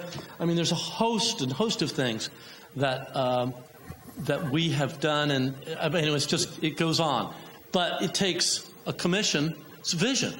So if you don't like something, then you say, we don't like that, but we like that. We'll find a way to make it happen. Okay, thank you. Mr. Ramos? Oh, I forget I'm not just directing traffic here, am I? I'm sorry. I'm trying to remember to ask his. My question is simple. Tell us about any conflict you experience with either an elected official or senior staff member when you disagree about the legal advice that you were providing. How do you navigate, negotiate with one of our staff members if they disagree with your advice? We can tell your staff member what the law is, what the law requires. We can tell this commission what the law is and what the law requires. We cannot force anyone to do anything in particular. Do you want to add to that? Yeah, it's a very good question. It does not happen often. I knew you'd be an expert at answering this one. Go ahead. But what you do is, as the lawyers, we will give the advice. Sometimes there'll be that conflict between that elected official and the city commission. At that point, which rarely happens, but at that point, when it does happen, you have to tell that employee, that elected official, they need to have their own counsel. We don't like to do that, but that ethically and for your protection and for the employee's protection, if and when that level is reached, that's what happens. Now, the reason it happens so rarely with us is we will explain in great detail what the issues are and why somebody should or should not do something. And 98% of the time, that makes sense to the employee, to the city manager, to the elected official, and they'll take it and it's no problem. What happens is if that advice is not given and the conflict is there, at that point then we don't have much choice. And the elected official and employee ought to thank us for that, because otherwise then we'll have to use what that person says if it gets rough. All right, thank you. Mr. Ramos. I just want to add, as an avid user of our trails, thank you for visiting our trails. I think they're great, and we definitely have to do something in promoting that. My question is, in your experience, what role have you played to facilitate communication, and how do you avoid selective communication? Well, we just recently dealt with that. The state legislature passed a statute allowing telecommunication companies to put all sorts of stuff in your right-of-ways. And one of our cities was going off just trying to figure out different ways of responding to this. There were different silos. They were not communicating. And the very simple thing that I did was to call a meeting. We called a meeting of all the different department heads of the city, and we came together and we discussed this new statute, how we were going to respond to it. So it was just a matter of having that meeting, getting everyone together in one room. That seemed to resolve the issues that we were having. Also, when you get a decision or a request to do something from a department head, an elected official, a city manager, it doesn't really matter. You get a direction, and we have to use judgment. If that is inconsistent with what the city commission has adopted as its objectives or ordinances or policies, you try to resolve it at that level quickly. If you cannot, and we've had clearly, you get one department head saying this and another one saying that, we go to the city manager and let the city manager make that call. If the city manager, and sometimes the city manager will say, great question, that's a commission decision. We will then bring it to the commission for your decision. Rarely gets to that point, but because we're able to resolve it at those earlier steps. But we are very careful not to allow two directions to happen, miscommunications. We send our emails. We are very careful about that because we're helping the city manage the public trust. And it's a privilege, but it's a huge responsibility. Okay. Thank you. Commissioner Hertzberg. Thank you very much. Thanks for being here.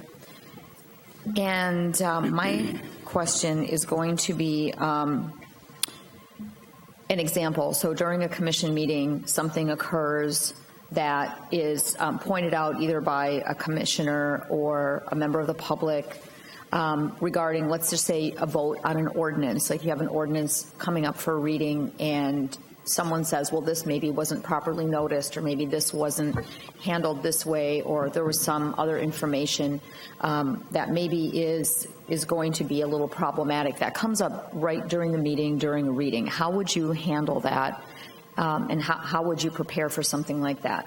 Well, if there's a problem with notice of an ordinance, then you'll have to renotice it, and you'll just have to kick the can down the road a little bit until the next meeting. Or it might be a very technical defect in the notice that is inconsequential.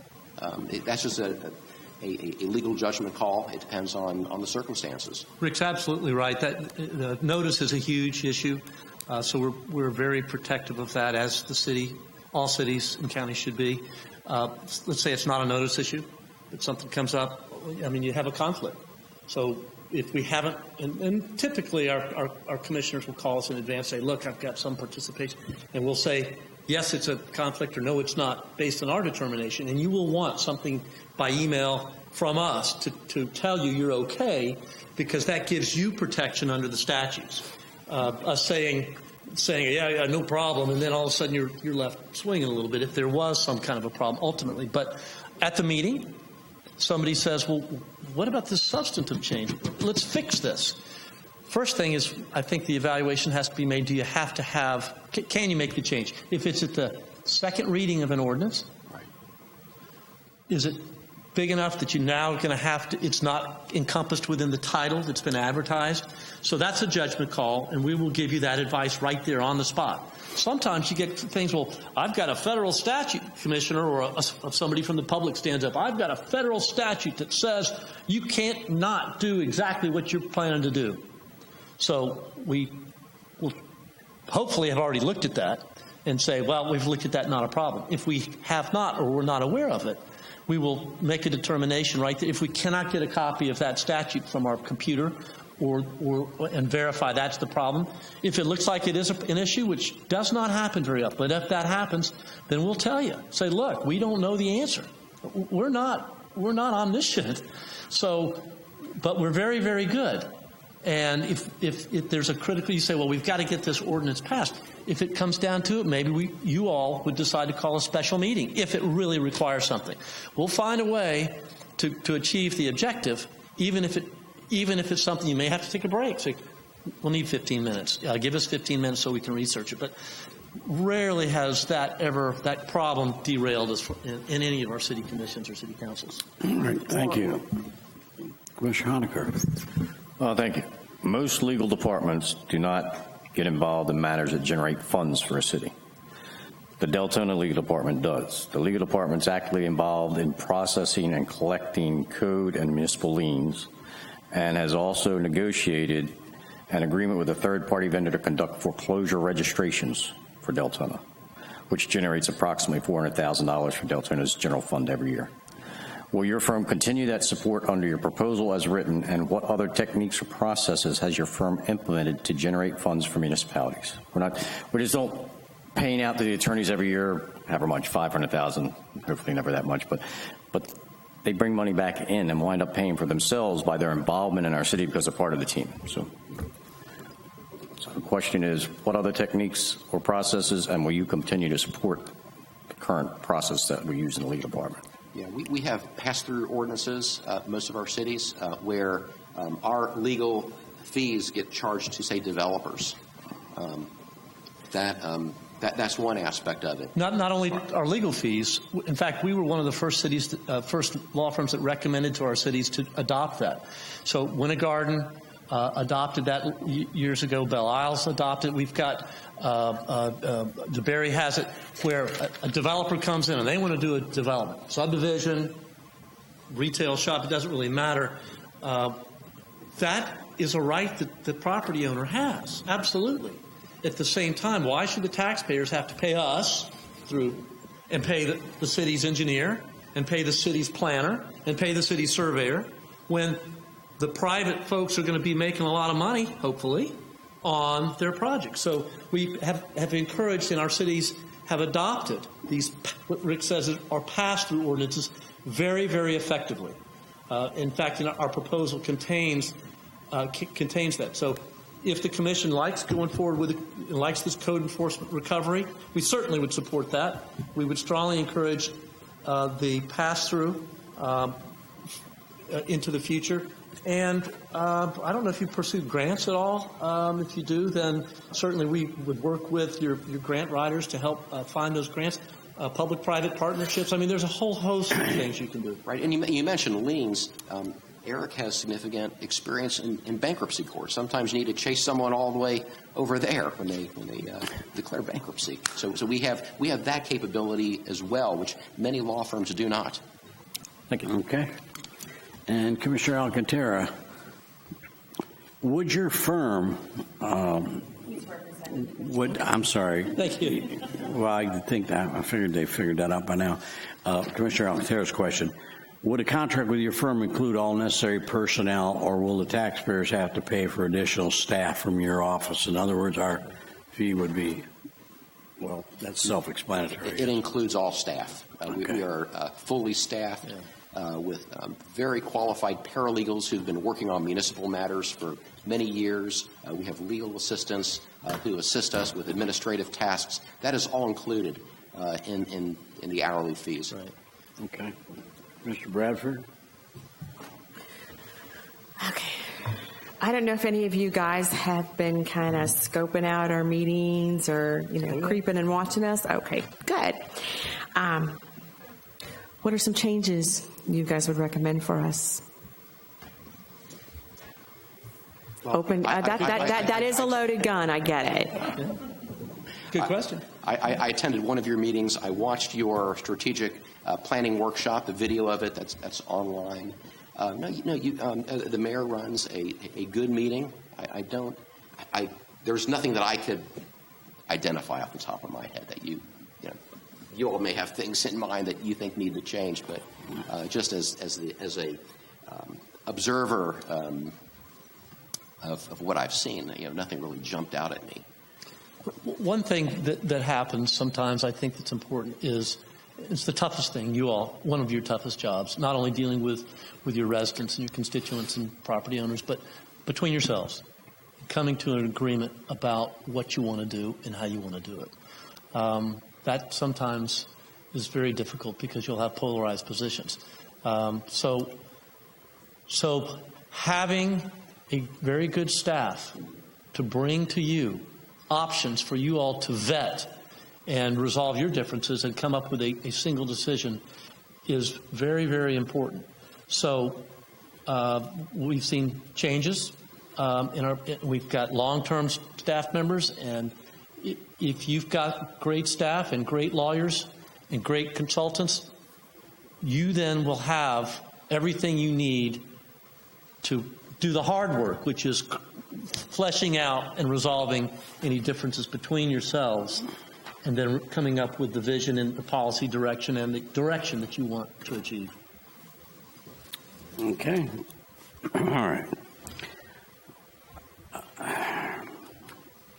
I'm reluctant to ask this question, but we did agree.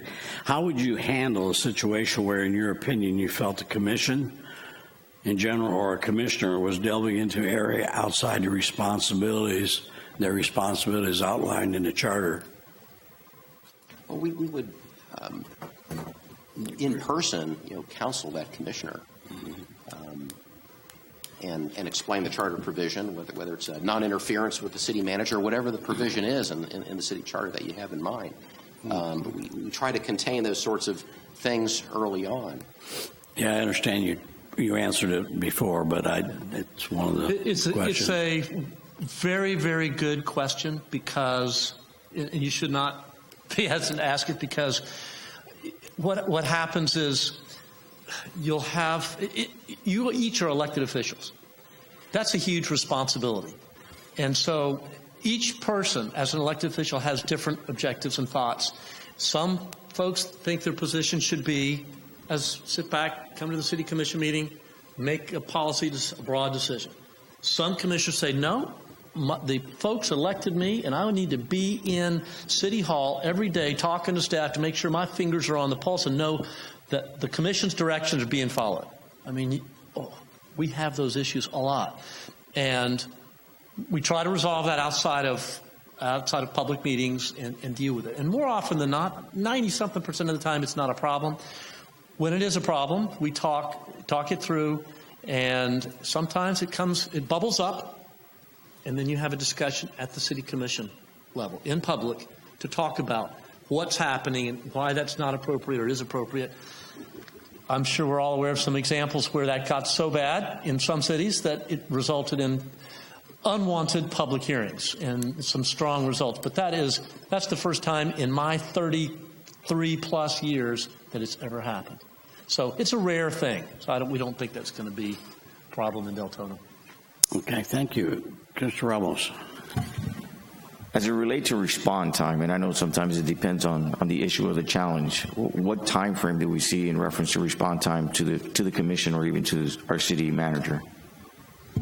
Well, it depends what the issue is. If it's something that we can give an answer off the cuff, I mean, then it's instantaneous. If it's something that has to be researched, it depends on the magnitude of the research. Are you dealing with a federal statute with voluminous case law? Is it something that is much simpler, where there are just a couple cases to perhaps look at a state statute, for example? We might be able to get back within the hour. We might be able to get back within a few hours. Well, I think what he's saying, we will get back to you, so you'll know whether either with an answer very quickly, or it's going to take some time. But you'll know. And that's important. That communication that we talked about, that Rick emphasized, that's so important. You ask a question, the mayor asks a question, the city manager asks a question, and 3 days later, 4 days, a week later, you go, well, I didn't hear from the city attorney. In our case, you'll get a response saying, here's the answer, or we're going to need 2 days to figure that out. So you'll know very, very quickly whether you're going to have the answer or it's going to take a little time. I think that was the essence of your question. Okay, Commissioner Hertzberg.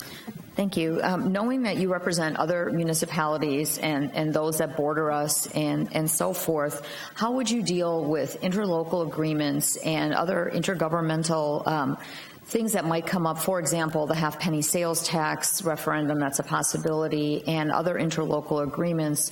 How would you handle that, and how do you divide your loyalties among the municipalities that you represent? What's really critical here is that your interests and DeBerry's interests are aligned. That if voters approve of this sales tax, and I think it's going to generate upwards of $40 million plus a year. How that gets allocated is critical. I would imagine that you would like to see those funds allocated based on population. Someone in Daytona Beach might have another view, and that will need to be worked out at the county level. But the interests between you and DeBerry are perfectly aligned here. If there is an interlocal agreement of some sort, and I don't know what it is sitting here today, that where DeBerry and Deltona have to have an arm's length negotiation, then we would need to step aside from that. That's a great question, and we thought about that long and hard before we made application, and we vetted that amongst ourselves, some folks in the city of DeBerry, and we could not find a conflict over the 17 years we've represented DeBerry. And what we saw is your neighbors. Deltona and DeBerry are neighbors. You're in West Volusia County. Some folks in the rest of the county have a different view of our area. We think that bridge with legal counsel between DeBerry and Deltona can be a great asset. In fact, one example that we're using, we represent the city of Winter Garden in this particular case. We've been asked to work with our adjacent cities to consider very seriously acquiring our own electric municipality, just like Winter Park did. But in DeBerry and Deltona's case, it's not just that potential. If you're not satisfied with your cable provider, I mean, there's so many things that together, Deltona and DeBerry, a common boundary, two common interchanges, both have proper political boundaries on the river. I mean, you've both got great population bases. We just thought, the more we thought about it, the more synergy that you all had, and that we could bring that So now, if Deltona decides to pursue something, and DeBerry, I know you all on the homeless shelter, I think there's some coordination going on with respect to that. We think it can go far, far beyond that and achieve some bigger. So we see it as a great positive. Yeah, and if I could add to that, if you're to look in the Orlando Sentinel this morning, and it's rare that these things become public, so much in your face, but there is an article about Winter Garden looking to Winter Park as the example for having its own electric utility and perhaps taking over the cable TV franchise.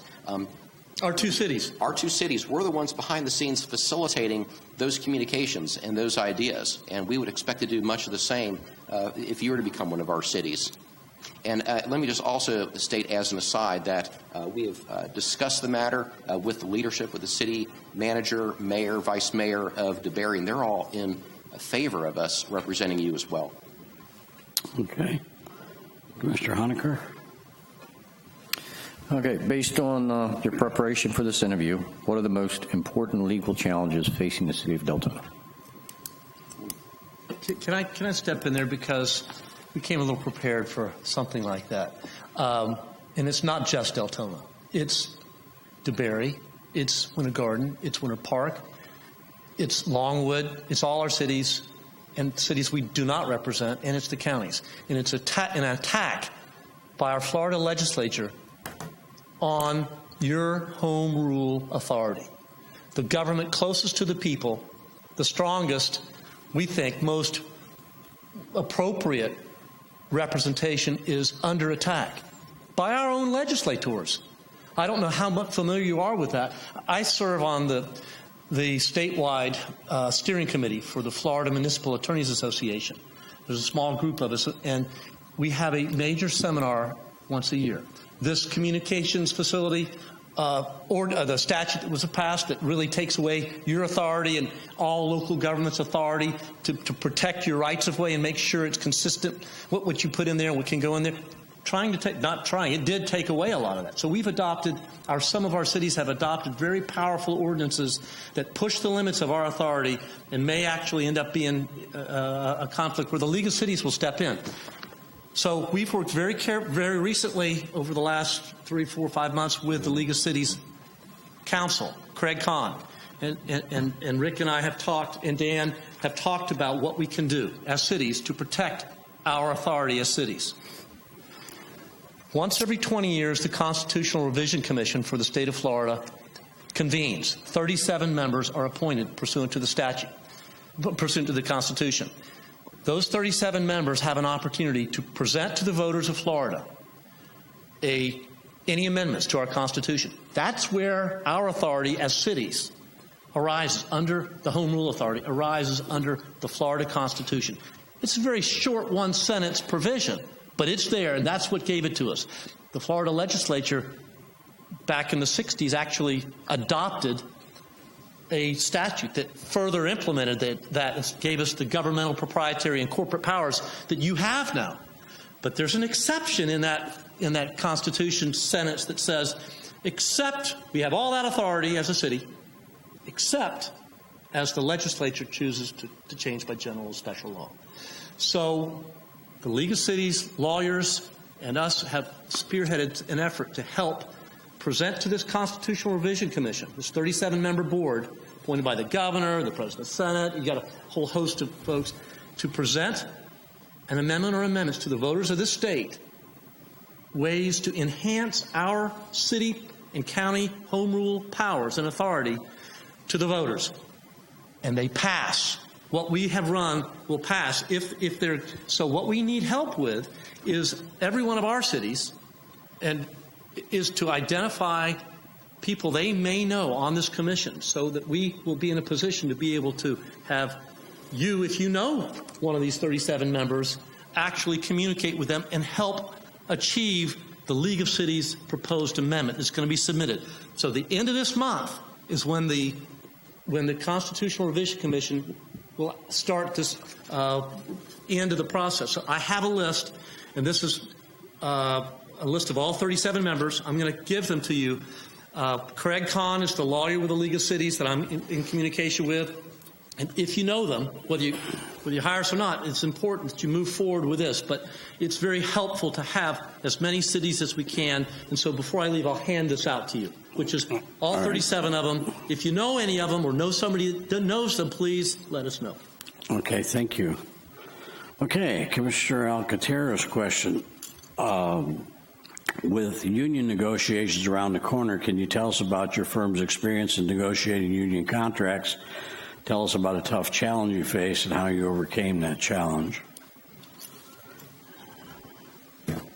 I think we answered a very similar question before, but Dan, do you have anything to add? We have several cities that have unions, and I think the best role of the city attorney in that is to facilitate the use of a labor employment lawyer. As we said before, you work day to day with the city manager and the city staff, the police department, the fire department, and the commission. And it's important to have the ability to continue those good relationships. So it's better, we think, in practice, to have an outside attorney handle the labor and employment aspect of the union. Now, day-to-day labor employment stuff, just, that stuff we handle all the time. If you're talking about union negotiations, Teamsters, bring in someone from the outside so that doesn't impact that relationship that your city attorney really needs to have with the fire department, the police department, the city manager, the city commission. We really think that's the best for our cities, and that's what we'd recommend. Okay, thank you. Commissioner Bradford? And you guys briefly touched on this, but obviously we're asking you'll hear redundancy because we're asking the same attorneys the same questions once we ask them. So my final question is a simple one for me. Why do you guys want to be our city attorney? Why Deltona? And we touched upon the synergies with DeBerry before, and that certainly is playing a role in our application to you. We love what we do.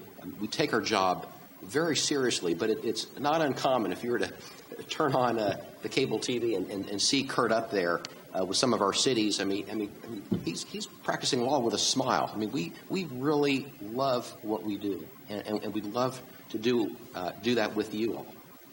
Yeah, that's a great question because we talked about that, and being next to DeBerry is important geographically, but the legal mechanisms and the issues that face DeBerry also face you. Just as an aside, DeBerry hired us as their city attorney in the year 2000, and it was a great council then.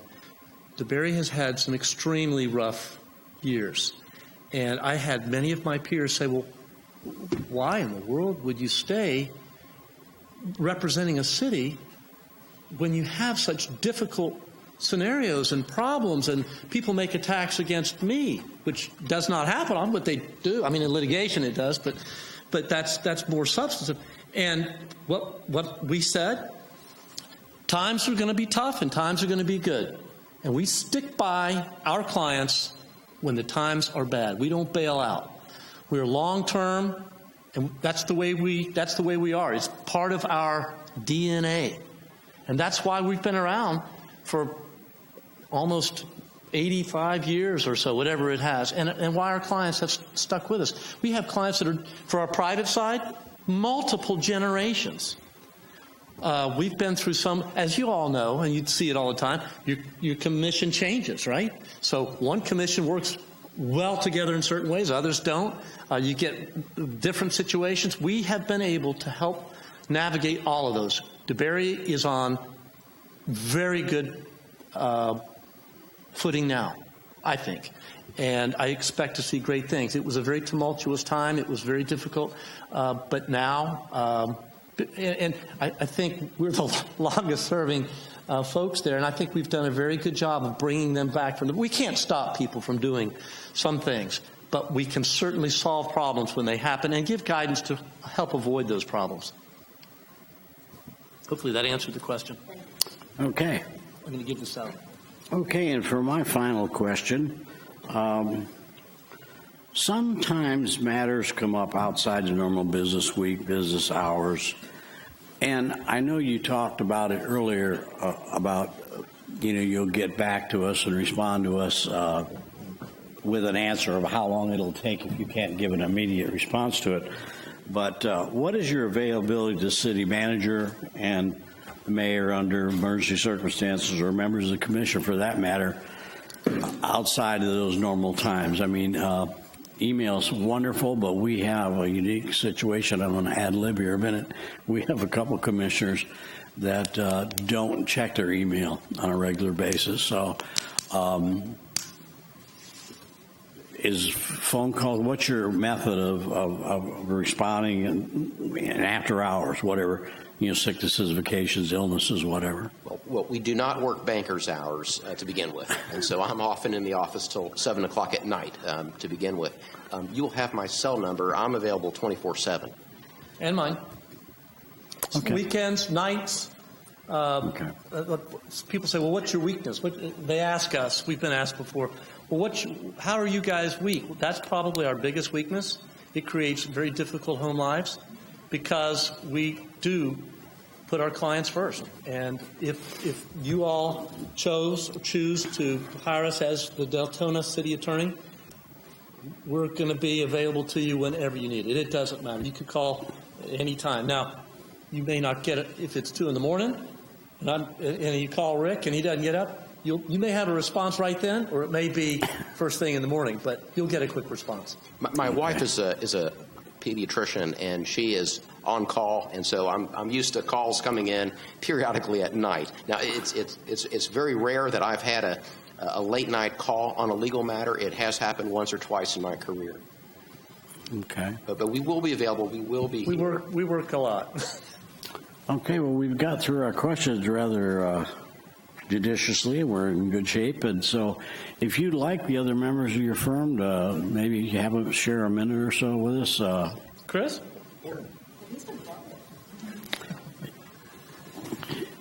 Just to touch upon a couple of the earlier questions, as far as communication goes and selective communication, I think one of our big strengths is we understand that we're not an additional commissioner.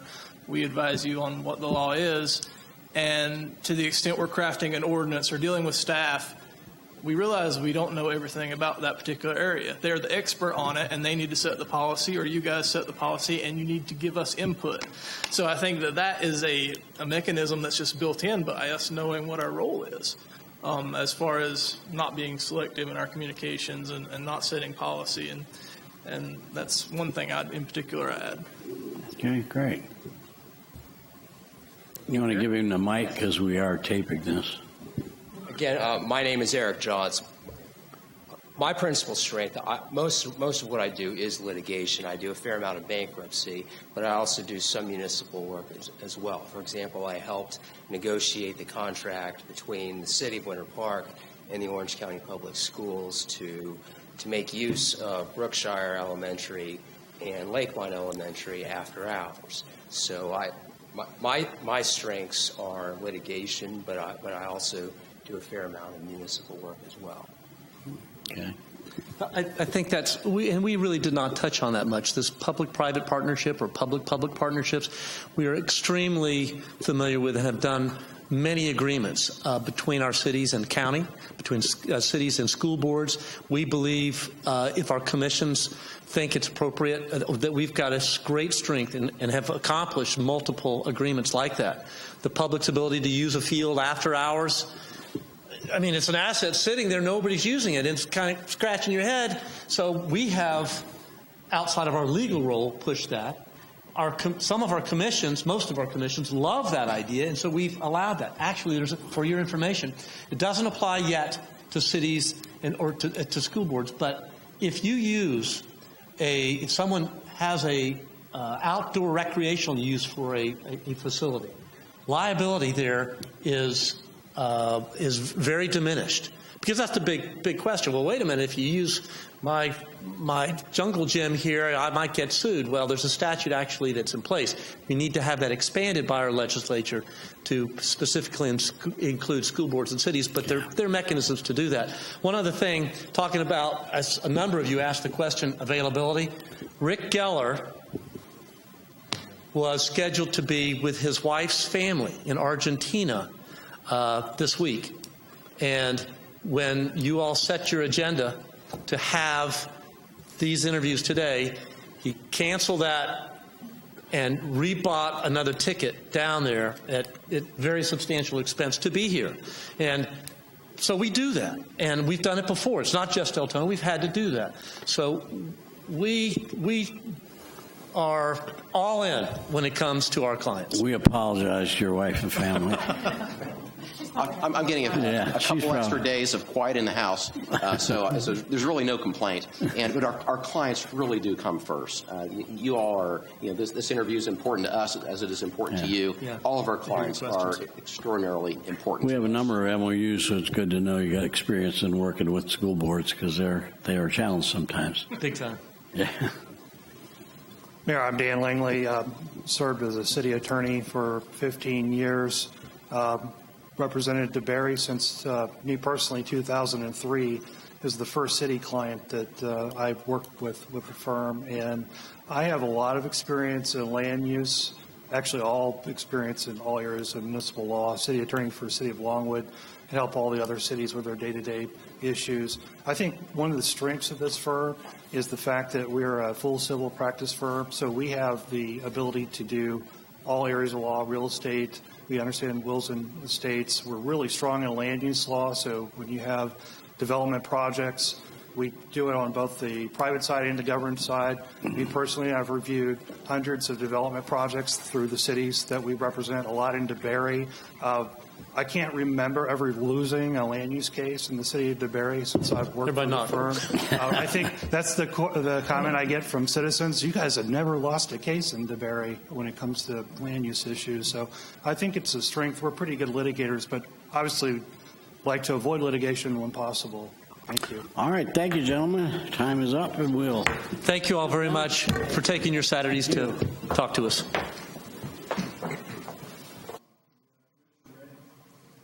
All right, we resume our meeting, and the next firm is Fowler, O'Quinn, Feeney, and Sneed, which is going to be kind of difficult, I think, for some of us. But we have, in fairness, Commissioner Alcantara couldn't be here, but he did submit 3 questions, which I'll be asking when it gets to his turn, and we'll ask the same 3 questions we've asked of the other 2 firms.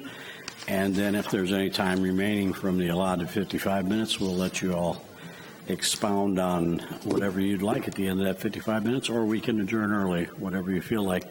We have a much greater understanding of your firm because we've dealt with you many times in the past. Okay, we'll open it up. You have 5 minutes of opening remarks, and then we'll go into question and answers. Opening remarks are from us? Yes. From you, yeah, for 5 minutes. Well, Mayor, Commissioners, as you've just indicated, you know us. We've been here for the last 7-8 months, and the firm actually, this is our third trip to Deltona. We were your first attorneys for 10 years or so. Enjoyed it, missed you, came back. Enjoyed it, missed you, but now we're back again, so maybe third time's the charm. I have a certain soft spot, I guess, for Deltona. I haven't been here at the beginning, and so I've always kind of kept my eye on you. I'm sorry. And I'm just pleased as I can be to be here. Hope I stick around for a while. Marcia, you got anything to add? Oh, just basically, you know, I've been doing a lot of the day-to-day work since February, I came to that February meeting. It was a very challenging meeting, as I recall, and I actually stayed in the audience and stuck it out. And I've really enjoyed the work that I've done for the city. I enjoy working with your staff very much, and I enjoy working with all of you. You have a lot of challenges, and Skip and I have a lot of experience in government. As many of you know, I've been a manager and a lawyer. So I've been a county manager, a city attorney, and a county attorney. So I kind of come from different perspectives with regards to dealing with things. And I oftentimes understand some of the staff's issues or concerns, or your city manager's issues or concerns. I feel very strongly about local government. I do this work because I really love it. And I really like working for all of you, and I'd like to continue to work for you and help the city move forward. Okay, thank you. Nothing else? All right, well, we'll go ahead and start the questions in, and you can elaborate at will, and we'll try to get through the individual questions from the commissioners. There'll be 3 of them that we'll go through. So, Mr. Ramos. Good morning again, and thank you for being out here. Again, we have to ask the same question, so this might be a little bit awkward, but in reference to the amount of attorneys, how many attorneys would be designated to the city, or who would be designated to the city for the day-to-day work? Well, it depends a little bit on the topic, but 98% of it are the 2 lawyers that are in front of you. We have other lawyers in the firm that might work on or join us in working on a particular topic, but the vast bulk of it would be Marcia and myself. Okay. Commissioner Hertzberg.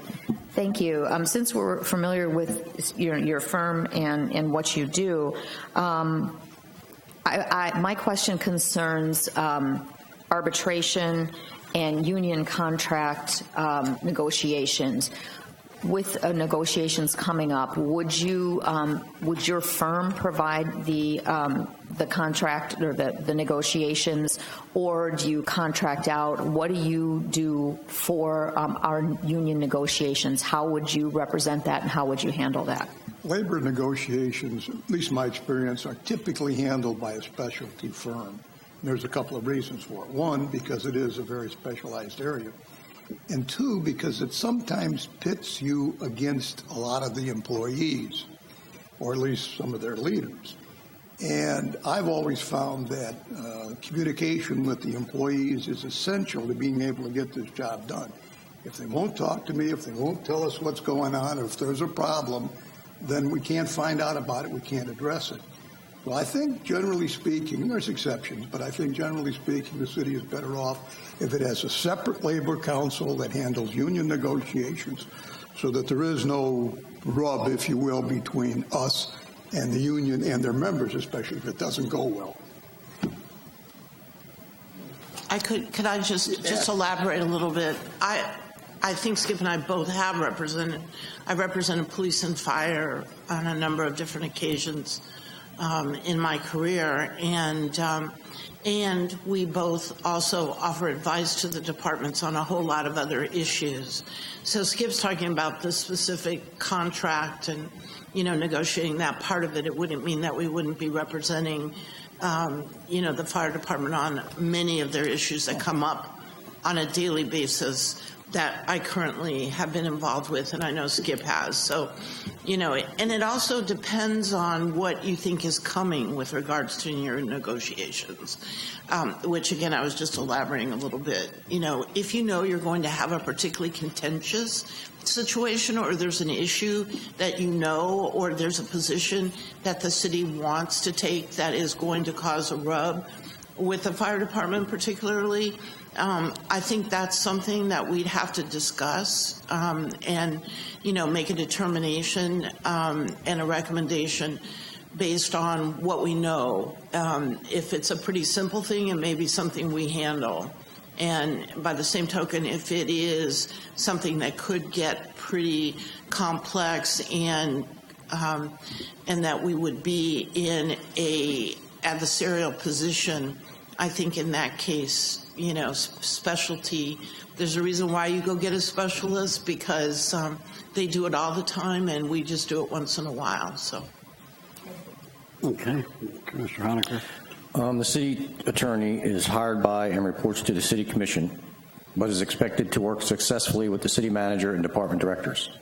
How will you, your firm, best serve these relationships? Well, go ahead, Marcia. You can start this one. This is a particular kind of focus for me because I'm kind of neither fish nor fowl. I'm manager lawyer. I mean, you basically hire me as your lawyer, but the manager brain never goes away. It's always part of how I kind of frame things. So I think that in that scenario, particularly with me, you get somebody who is very attuned to staff and the city manager and management issues. So while I'm going to give a legal opinion that's going to be based on the law, I also understand some of the other issues that come up and can, deal with it. And I'm very proactive.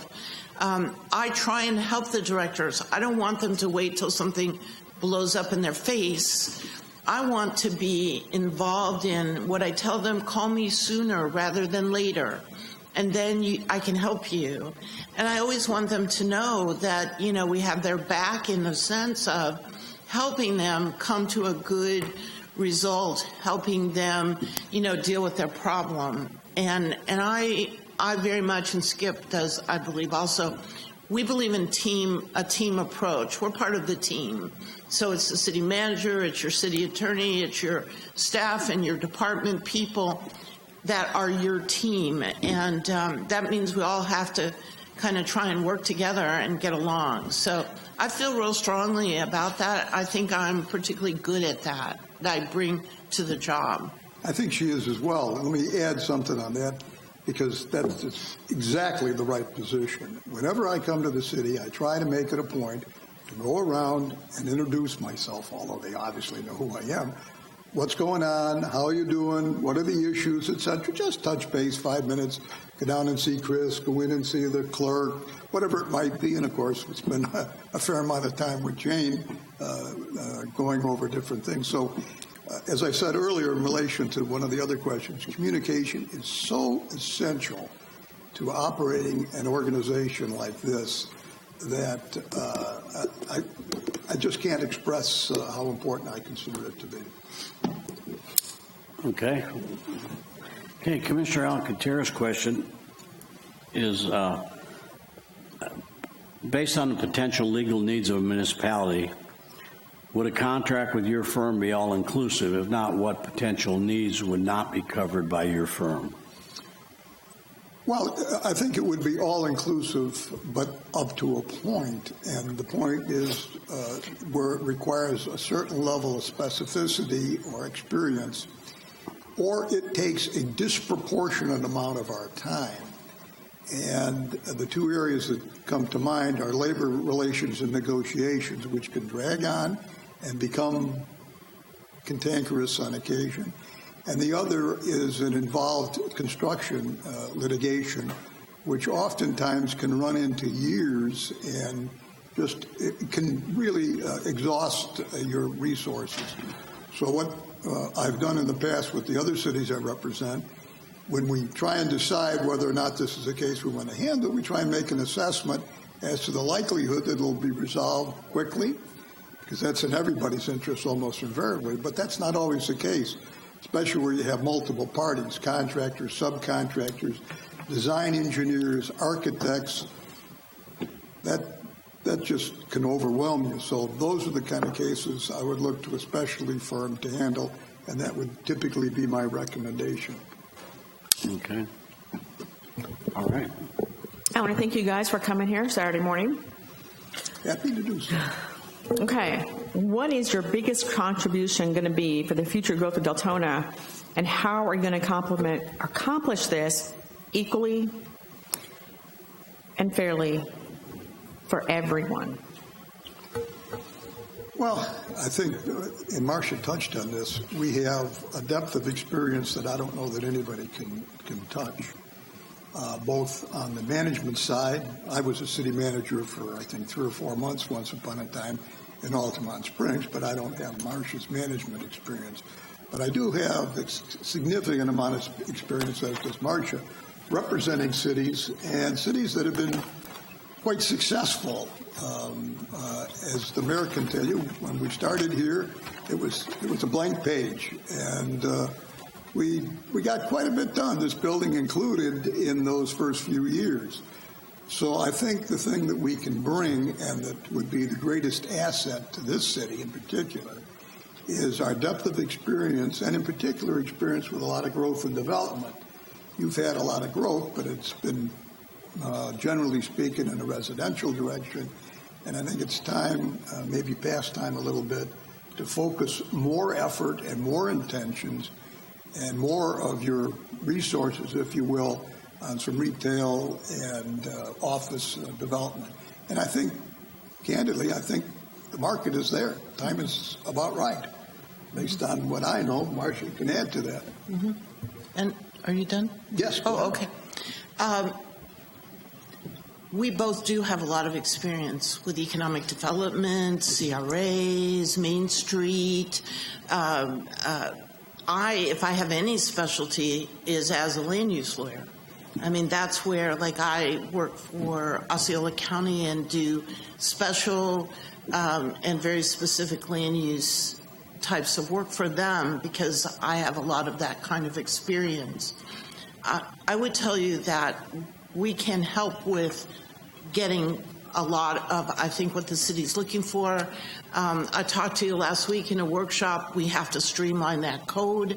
The code doesn't work. It is just an albatross around everybody's neck. It has to be streamlined. It has to be user-friendly. Right now, it is as far from user-friendly as you can get. Nobody can look at your code and figure out, oh, I want to do this or this in Deltona. How do I go about it? Let me look. Well, in 175 different places, or where do you know? So I've written code my whole career. I think we can streamline a lot of the code. I think we can help with development.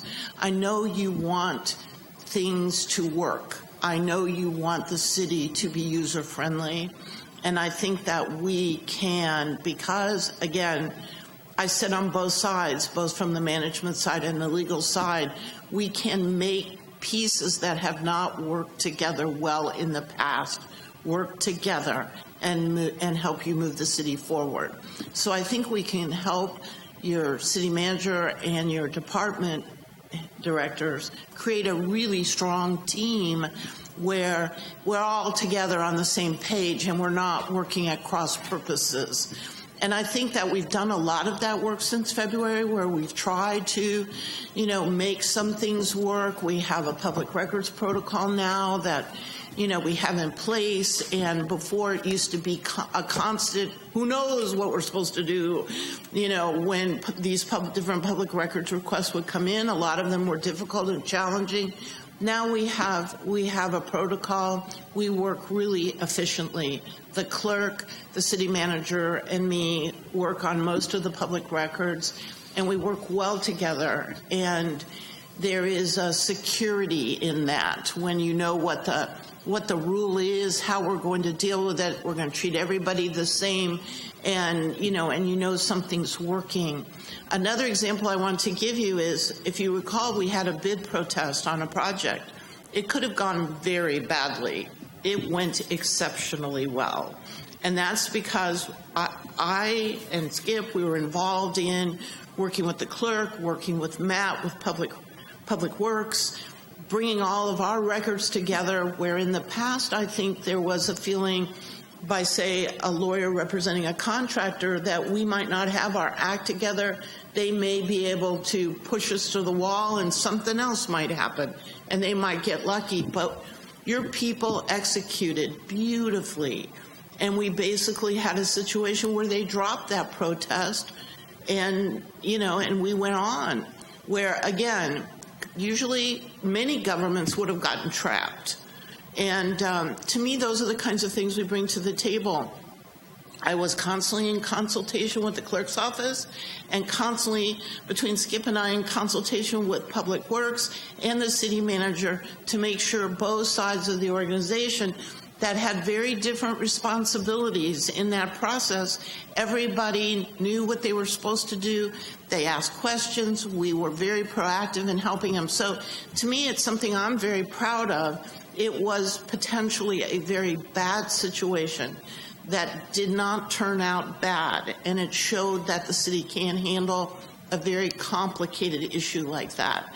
So those are the kinds of things I think that would show that we can help move the city's agenda forward. Let me add one thing that you probably know, but if you don't, I'm going to tell you right now. I've represented the city attorney, Altamont Springs, for the last 35 years. So if you want to know how... He was 20 when he... Well, maybe a little older. If you want to know how we can work with the city to make it successful, pick up the phone and call the city manager or the mayor, or call a former mayor, somebody who's no longer associated, and ask him or her, as the case might be. The trick, as Marcia has identified and as I've tried to relate, is developing a good working relationship with your team and ensuring that you've got a quality team with working with the city manager. Okay. All righty. Tell us about a conflict you've experienced in which either an elected official or a senior staff member disagree with your legal advice that you are providing to us, and how did you navigate and negotiate the situation? No, I thought you'd have one right off the top of your head. I'll be very candid, and again, I'm starting to get redundant here. If you keep the door open and the lines of communications going, that really doesn't happen very often. And like I said, I've been in this business 40 years, and I'm struggling here to think of a real conflict I have had with an official over an issue that's, I guess, within my realm. If it's a hyper-technical one, I'm not going to tell them how to operate the sewer plant, that's for certain. But when it comes to the area in which we have some level of expertise and experience, I really can't think of a true. I mean, I have some. Oh, go ahead. I try really hard to always treat all elected officials the same and make sure that whatever one knows, everyone knows. And I really work at that. However, I've been doing this work for 40 years, but I am younger than Skip. But anyway, I've been doing it for 40 years, and you always will get an elected official that believes that that is not the case, that believes that they are somehow not being treated the same as everybody else, and that you're not playing fair with them. And I've had those situations throughout that time. And the only thing I will tell you is the only way to deal with that is to always take the high road, to continue to treat the elected official the way you would anyway, and continue to give them information and not like, I don't want to talk to you or anything like that. And continue to try and work on the relationship. that's about all you can do. A lot of times it's politics or it's other things, and it's not personal. So I think a big part of that is you can't take it personal, and you just have to keep trying to work at it. And as Skip had said previously, you keep that line of communication open. In the end, all we do is give advice. That's what we do. We offer our best advice, and I've always believed that if you offer the best information, the best advice, that invariably your board will make a good decision. And that's all you can do. Now, that sometimes means a particular board member doesn't agree or thinks, you're not playing straight. But again, all you can do is continue to keep that same attitude toward everybody so that you are not involved in any of the drama, hopefully, of what goes on. But to say that I can't say that it's never happened. It does happen. And you just have to, try and be as even and rational and fair in your behavior as you can be. Okay, thank you. Mr. Ramos. To follow along with that in reference to communication, and I think you pretty much both of you have touched this. In your experience, what role have you played to facilitate communication, and how do you avoid selective communication? Well, good question. Probably not possible to avoid a certain level of selective communications because some people are more open to it and approach you and want to talk to you more often. That's just the way some people are. What you have to do is to try and make certain that it doesn't get too out of balance. So if you don't come and see me, I'll come and see you, or I'll try and make arrangements to come and see you. Or if it's one of the city officials, I'll try and come and see them too. So you try to keep that open and continuous. And Marcia was absolutely right. There's occasionally situations in which you or one of the other commissioners might take a position contrary to the balance of the board. That just happens. That's politics, and you have to understand that. Treat people fairly, open, be straight, and that's about the best you can do. Yeah, sometimes I think being a parent and having two children helps me sometimes more than anything, because sometimes you almost have to say, okay, kids, stop, come on, let's try and start again, get back to what are we trying to accomplish here, what is the issue, kind of, strip it all down and go back. And sometimes that works. And it is a not giving up, and also keeping everybody feeling secure. That you're not pitting one against another. And I think that oftentimes is a big problem, not just in the public sector, but in the private sector. Everywhere. One is trying to, and part of it too is, I think, from Skip's and my perspective, we don't engage in gossip, drama, any of that kind of stuff. It's all whatever, but that's not what we deal with.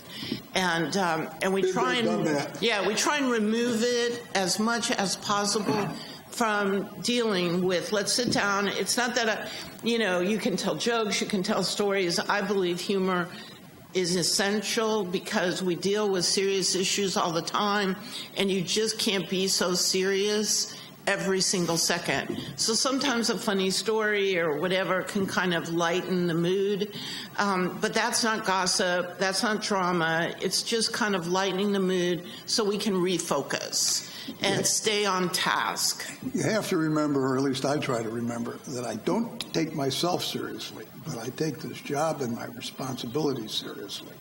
And I think that's consistent with what Marcia just said. I try never to take myself too seriously. Okay, thank you. Heidi? So sometimes during a commission meeting where you have to make a decision or there's a vote pending on an ordinance or a resolution or something, sometimes something comes up. a member of the commission, a member of the public might bring something up that that really has some possible ramifications. Possibly something wasn't noticed correctly. Possibly there's something within the document that we're going to vote on that's a little bit off, or that there's a problem. With that, my question to you is, how would you handle a situation when either a member of the commission or a member of the public comes up and says, regarding on what you're going to vote on, there's an issue here? Well, you just have to address the issue, quite honestly. If it wasn't advertised and it's required that it be advertised, you have to tell the commission that, I'm sorry, you're going to have to continue this until it is advertised. At least you get challenged later on and you circle back and have to do this all over again 6 months from now. So you have to take the issues and address them as they occur and at that time. And depending on what it is, if it's advertising or if it's written wrongly or if any other number of mistakes have made. Now, some are the kind you can correct on the spot, but advertising, for instance, isn't one of them. So if it's correctable on the spot, you say, I'm sorry, you spelled that word wrong, or you've got punctuation out of place, or the addition is wrong, whatever, you correct it. But if it's a fatal flaw or one that is likely to become fatal if it gets challenged, you have to stop the music and start it over again. I would just add a little. I am known as being very active in my seat up on the dais. It's just the way I am, and I guess I've always been that way. I do believe in taking a strategic brief recess if we have to. And if I see something like that, I would ask the mayor if we could have a 5-minute recess or break so that I have a chance to kind of look at it. You know, when you're sitting up there and everything's happening around you, it's hard, no matter how much training you've had, to focus on what is this and what are they saying. If we had the recess and I determined that, you know, there's enough question here, then when you all came back, I would recommend that we reschedule. I never believe in rushing into something if we feel that there is a problem, could be a problem.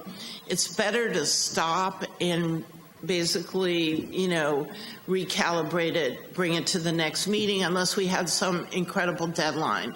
So I believe that that's part of it. That strategic recess has, or not, or a break, or whatever you want to call it, it does have, it is a real tool. It lets everybody kind of pull back, think about what just happened, and it lets your lawyer think about it too, or I may need to talk to the city manager or whatever, and then we can come back and give you at least a reasonable recommendation. Again, this is all about making sure the board has everything that y'all need to be able to decide on something and not put you in a situation where you're being rushed.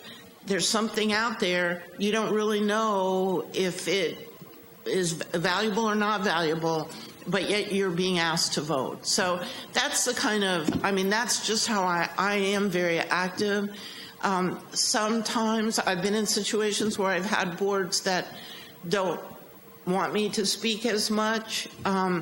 It's really hard for me not to. I just am an active participant up there. I don't wish to intrude on your business, but I feel like if I hear something or see something that I think could be an issue or some piece of information you all need, I'm just the type to ask the mayor if I can speak and, you know, and basically say, can we have a brief break, recess?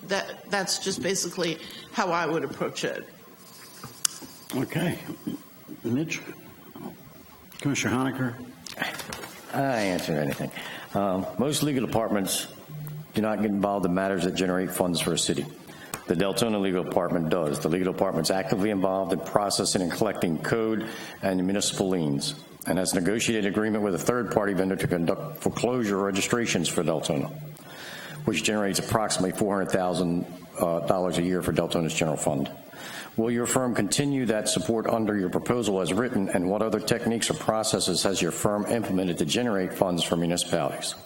Well, the answer, yeah, you can answer it, but the answer is yes, of course we continue. There's no reason not to Did you want to add something? Yeah, we, Gladys is very active in our department working on it, and I've asked her because when we first came on, there was so much going on. I didn't really understand some of the stuff that Gladys was working on, but I've asked her to prepare a report, and she's been out and has had some health issues, to document how much is coming in on those liens. And, I'm not saying that we're totally responsible for those funds, but we are challenging filing answers, trying to collect on liens, so we are doing that to make sure that, particularly if we have a lien of any real value, that we're going after it.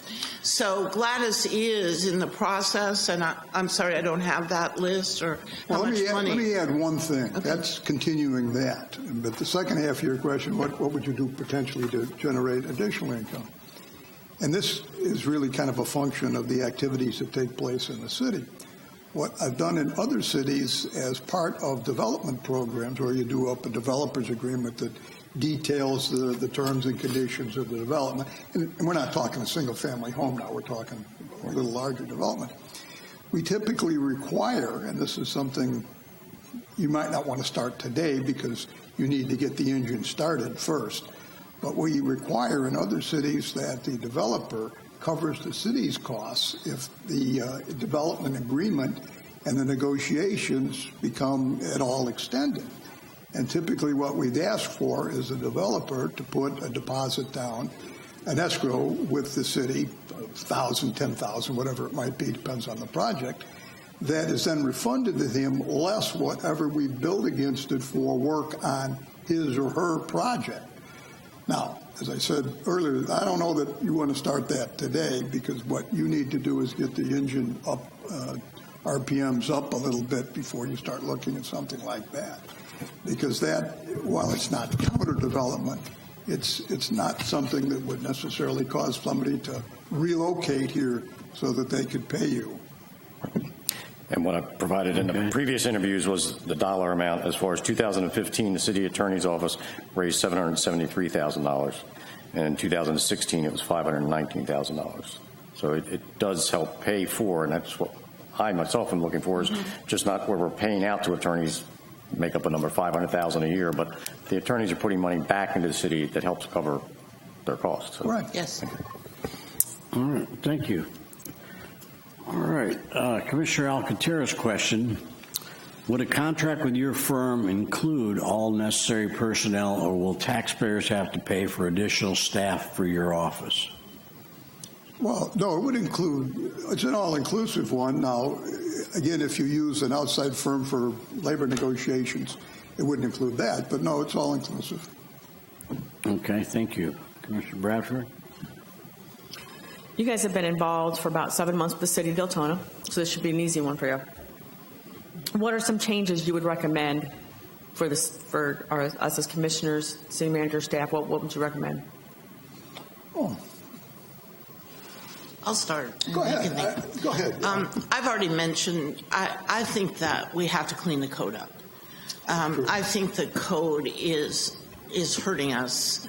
I think it is hurting your economic development. I think that it's not user-friendly. It is very difficult to deal with. And it causes a lot of misunderstandings. So I think we have to do that. I think that in the interim, something I think I told you about at the last meeting, like with regard to the sign code, we're doing administrative interpretations in situations where, we have code that's not as user-friendly as we need, but we can create administrative. So the idea would be you have a binder that has administrative interpretations written in it with regard to particular matters. And this is, so we have some uniformity that until we get all this code fixed, these are how we're interpreting these certain things so that everybody can read it and understand the interpretation. That's kind of like a stopgap for right now as we work on code. I think that the code is something that definitely, needs to be worked on. I think that we can work on doing some things that make the city more user-friendly. Now, let me stop you at that point. Okay. And that's, the code is certainly part of it. But what we've been doing, I think, with Jane this past couple of months, now that we've really kind of got our arms around it and got an understanding, is develop a more, I don't want to say user-friendly, but a more customer service-oriented approach to dealing with third parties who do business with the city. And in particular, I spoke yesterday to Jerry Mays' committee on Sunshine, but candidly, the questions got around, can we go and tell other people about it? I said, God's sakes, yes, go and tell them. That's part of your job. That's what you should be doing. So we need to get the word out that this community is open for business and that we treat people that are engaged in business in a user-friendly fashion so that they want to do business here and they will come to do business here, because all these people tend to talk to one another. So while we do have to make our codes user-friendly, we need to have the rules written so people can understand them without having to employ lawyers and accountants. We also have to take an approach at the staff level, and Jane is very sensitive to this. I know because I talk to her virtually every week, to ensure that the troops, our troops, are approaching the rest of the world in a fashion that's likely to cause them to want to do business with the city. Thank you. Ma'am. Okay. Well, this question, I guess, I've already seen you handle this, but how would you handle a situation where, in your opinion, you felt the commissioner or commissioners are delving into an area outside of their responsibilities as outlined in the charter? Well, I have no qualms whatsoever telling you. Now, I wouldn't do it in public, and certainly at a meeting. That's dysfunctional. But I would certainly try to arrange a meeting with you individually. Again, Sunshine, no collective meetings, and go over it and try and explain what I believe the error might be that you're making, that it's outside your realm or that it's inconsistent with state or federal law, etc. And in my experience, that's always worked. I really have to tell you that I'm straining here to think of, I can only think of one situation in which somebody was so adamant that they refused to listen to reason, but it typically and always has worked for me. Marcia, I'm sure you do the same thing? Yeah. And I do think, I mean, I always try to create a very respectful dialogue. You know, I mean, I try to, always call you all by your elected official title. I try and, in a very respectful way, offer, the very best advice I can offer. I have had situations where that elected official just didn't want to take that advice. And again, all you can do is, okay, I understand, but I just want you to understand why I'm explaining it, and and that I think you're better served, if you try and work with the board rather than work against the board. Those kinds of conversations, they do come up, and all you can do is, again, explain why. And sometimes it's successful, and sometimes you can actually, get an elected official to perhaps look at it from a different perspective, maybe not exactly how they're looking at it, to understand that there's a bigger picture there. And sometimes you're not.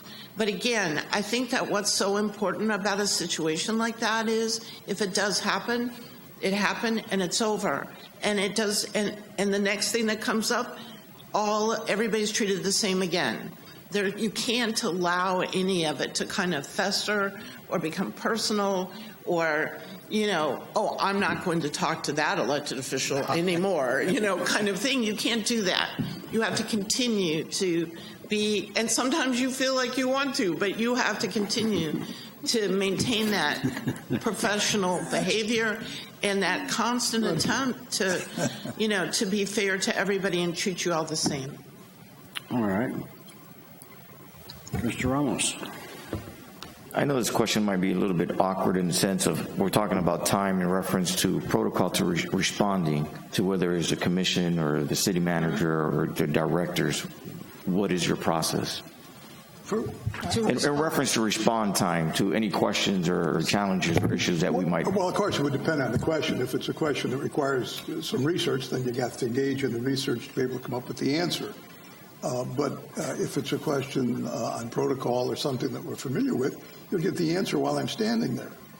Not necessarily in public. We'll find another place to talk so that you can say, well, why is that, or are you sure, or whatever the question might be.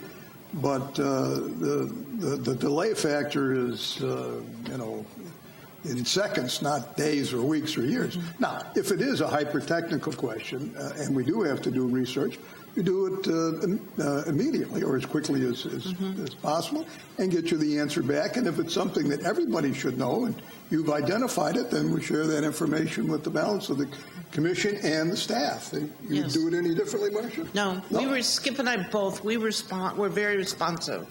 I mean, we respond to text, phone, emails, telephone calls, and we don't let anything sit. Unless we're in a meeting or something and we can't do that, but otherwise we do. And I think that all of you who have dealt with us know that that is true. We're very responsive. We don't sit. I mean, one thing, I mentioned to you that I spoke with Jerry's committee the other day on Sunshine and I asked questions, etc.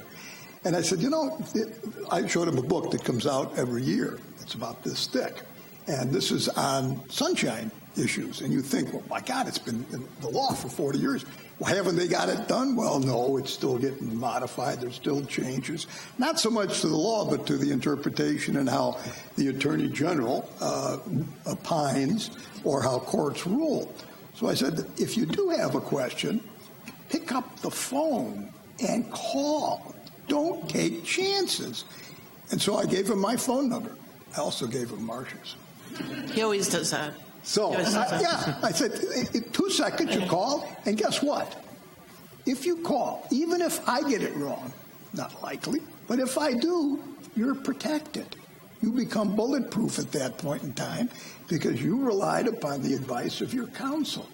Now, if you do it on your own and it's wrong, well, I'll visit you in jail. Actually, they said, what's the consequence? I said, well, I've never heard of anybody going to jail, but... But and I'm not trying to belabor the point, to me that is a significant difference between how we practice and how other firms practice. We are proactive. We want staff to call us.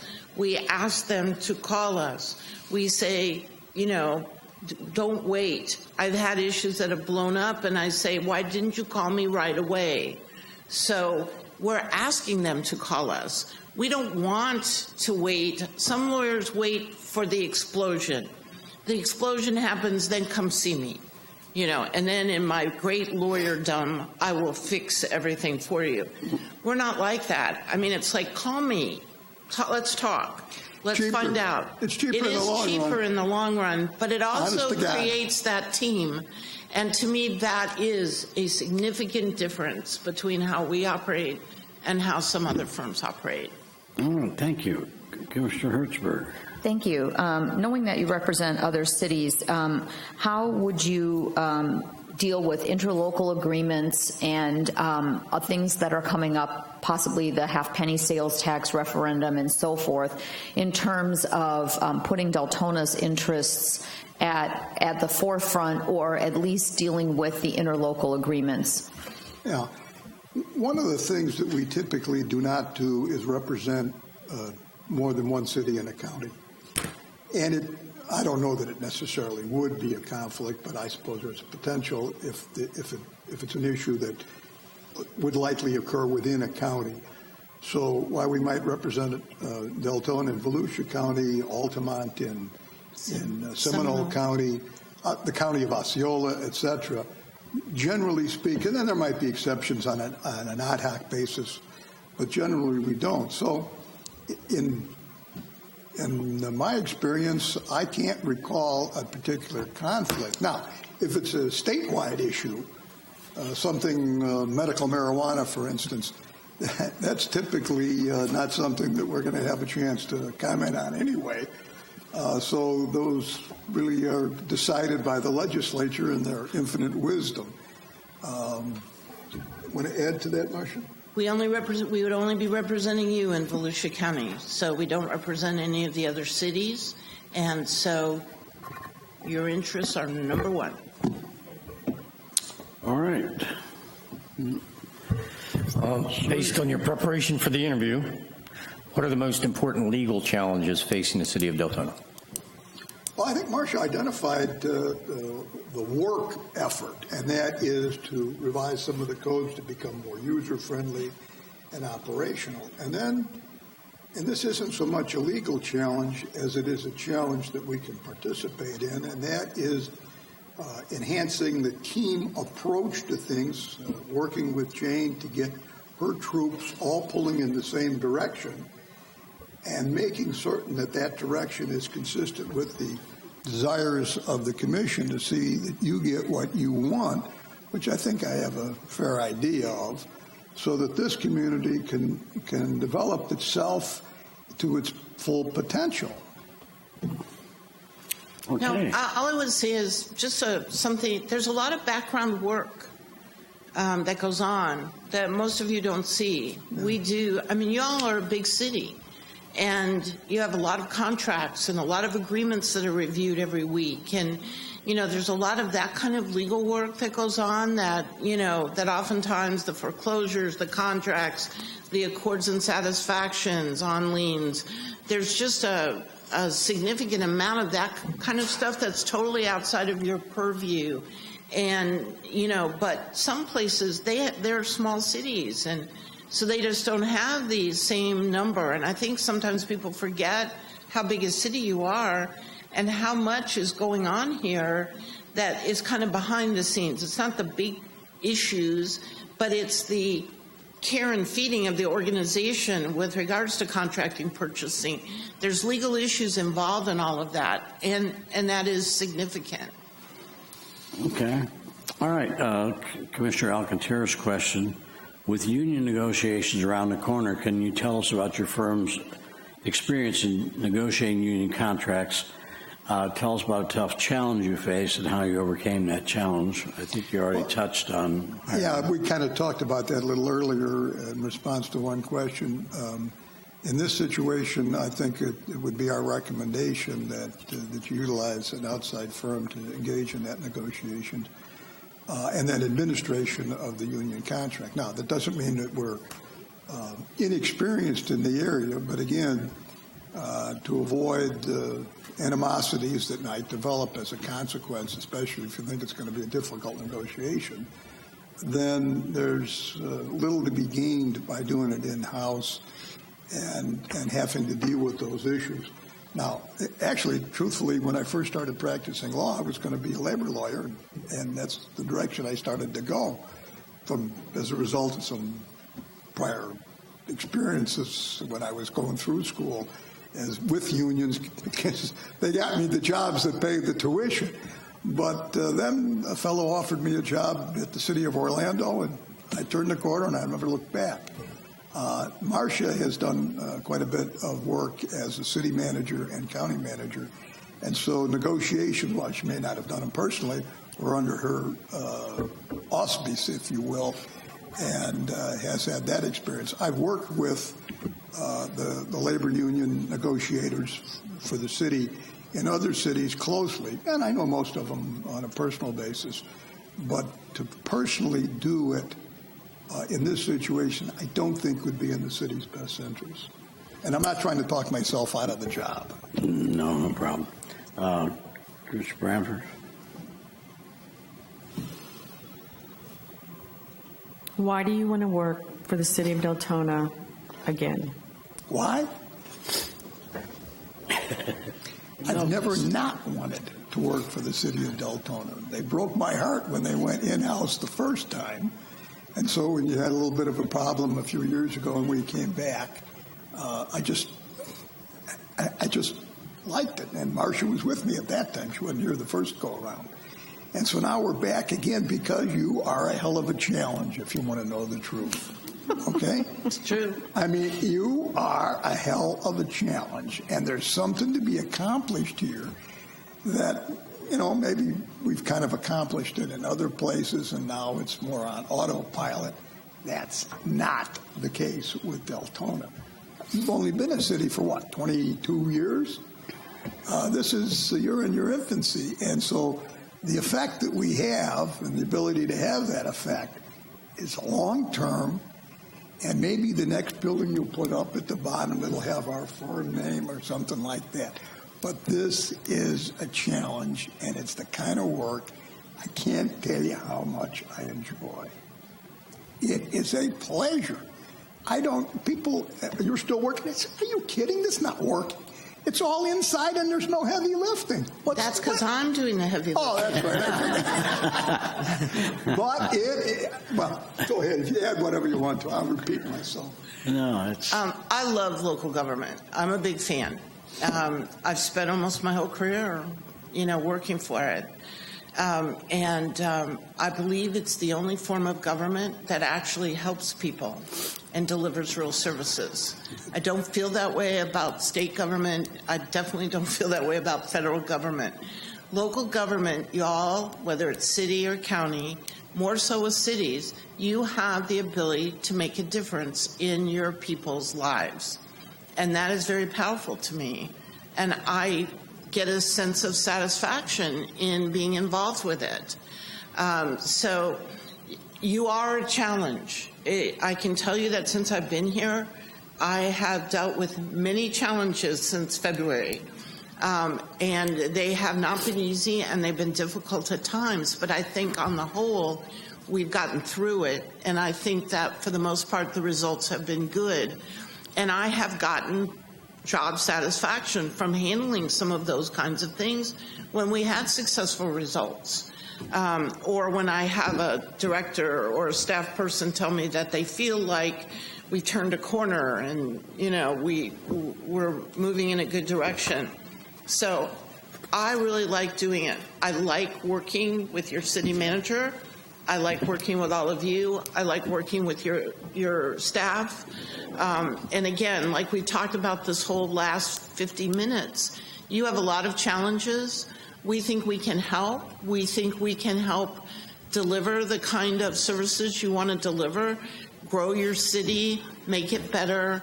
And there still is, even though I'm no spring chicken anymore either, there is still job satisfaction for me and that feeling of accomplishment, which is really important that's kind of what motivates me and makes me want to get up and go to work.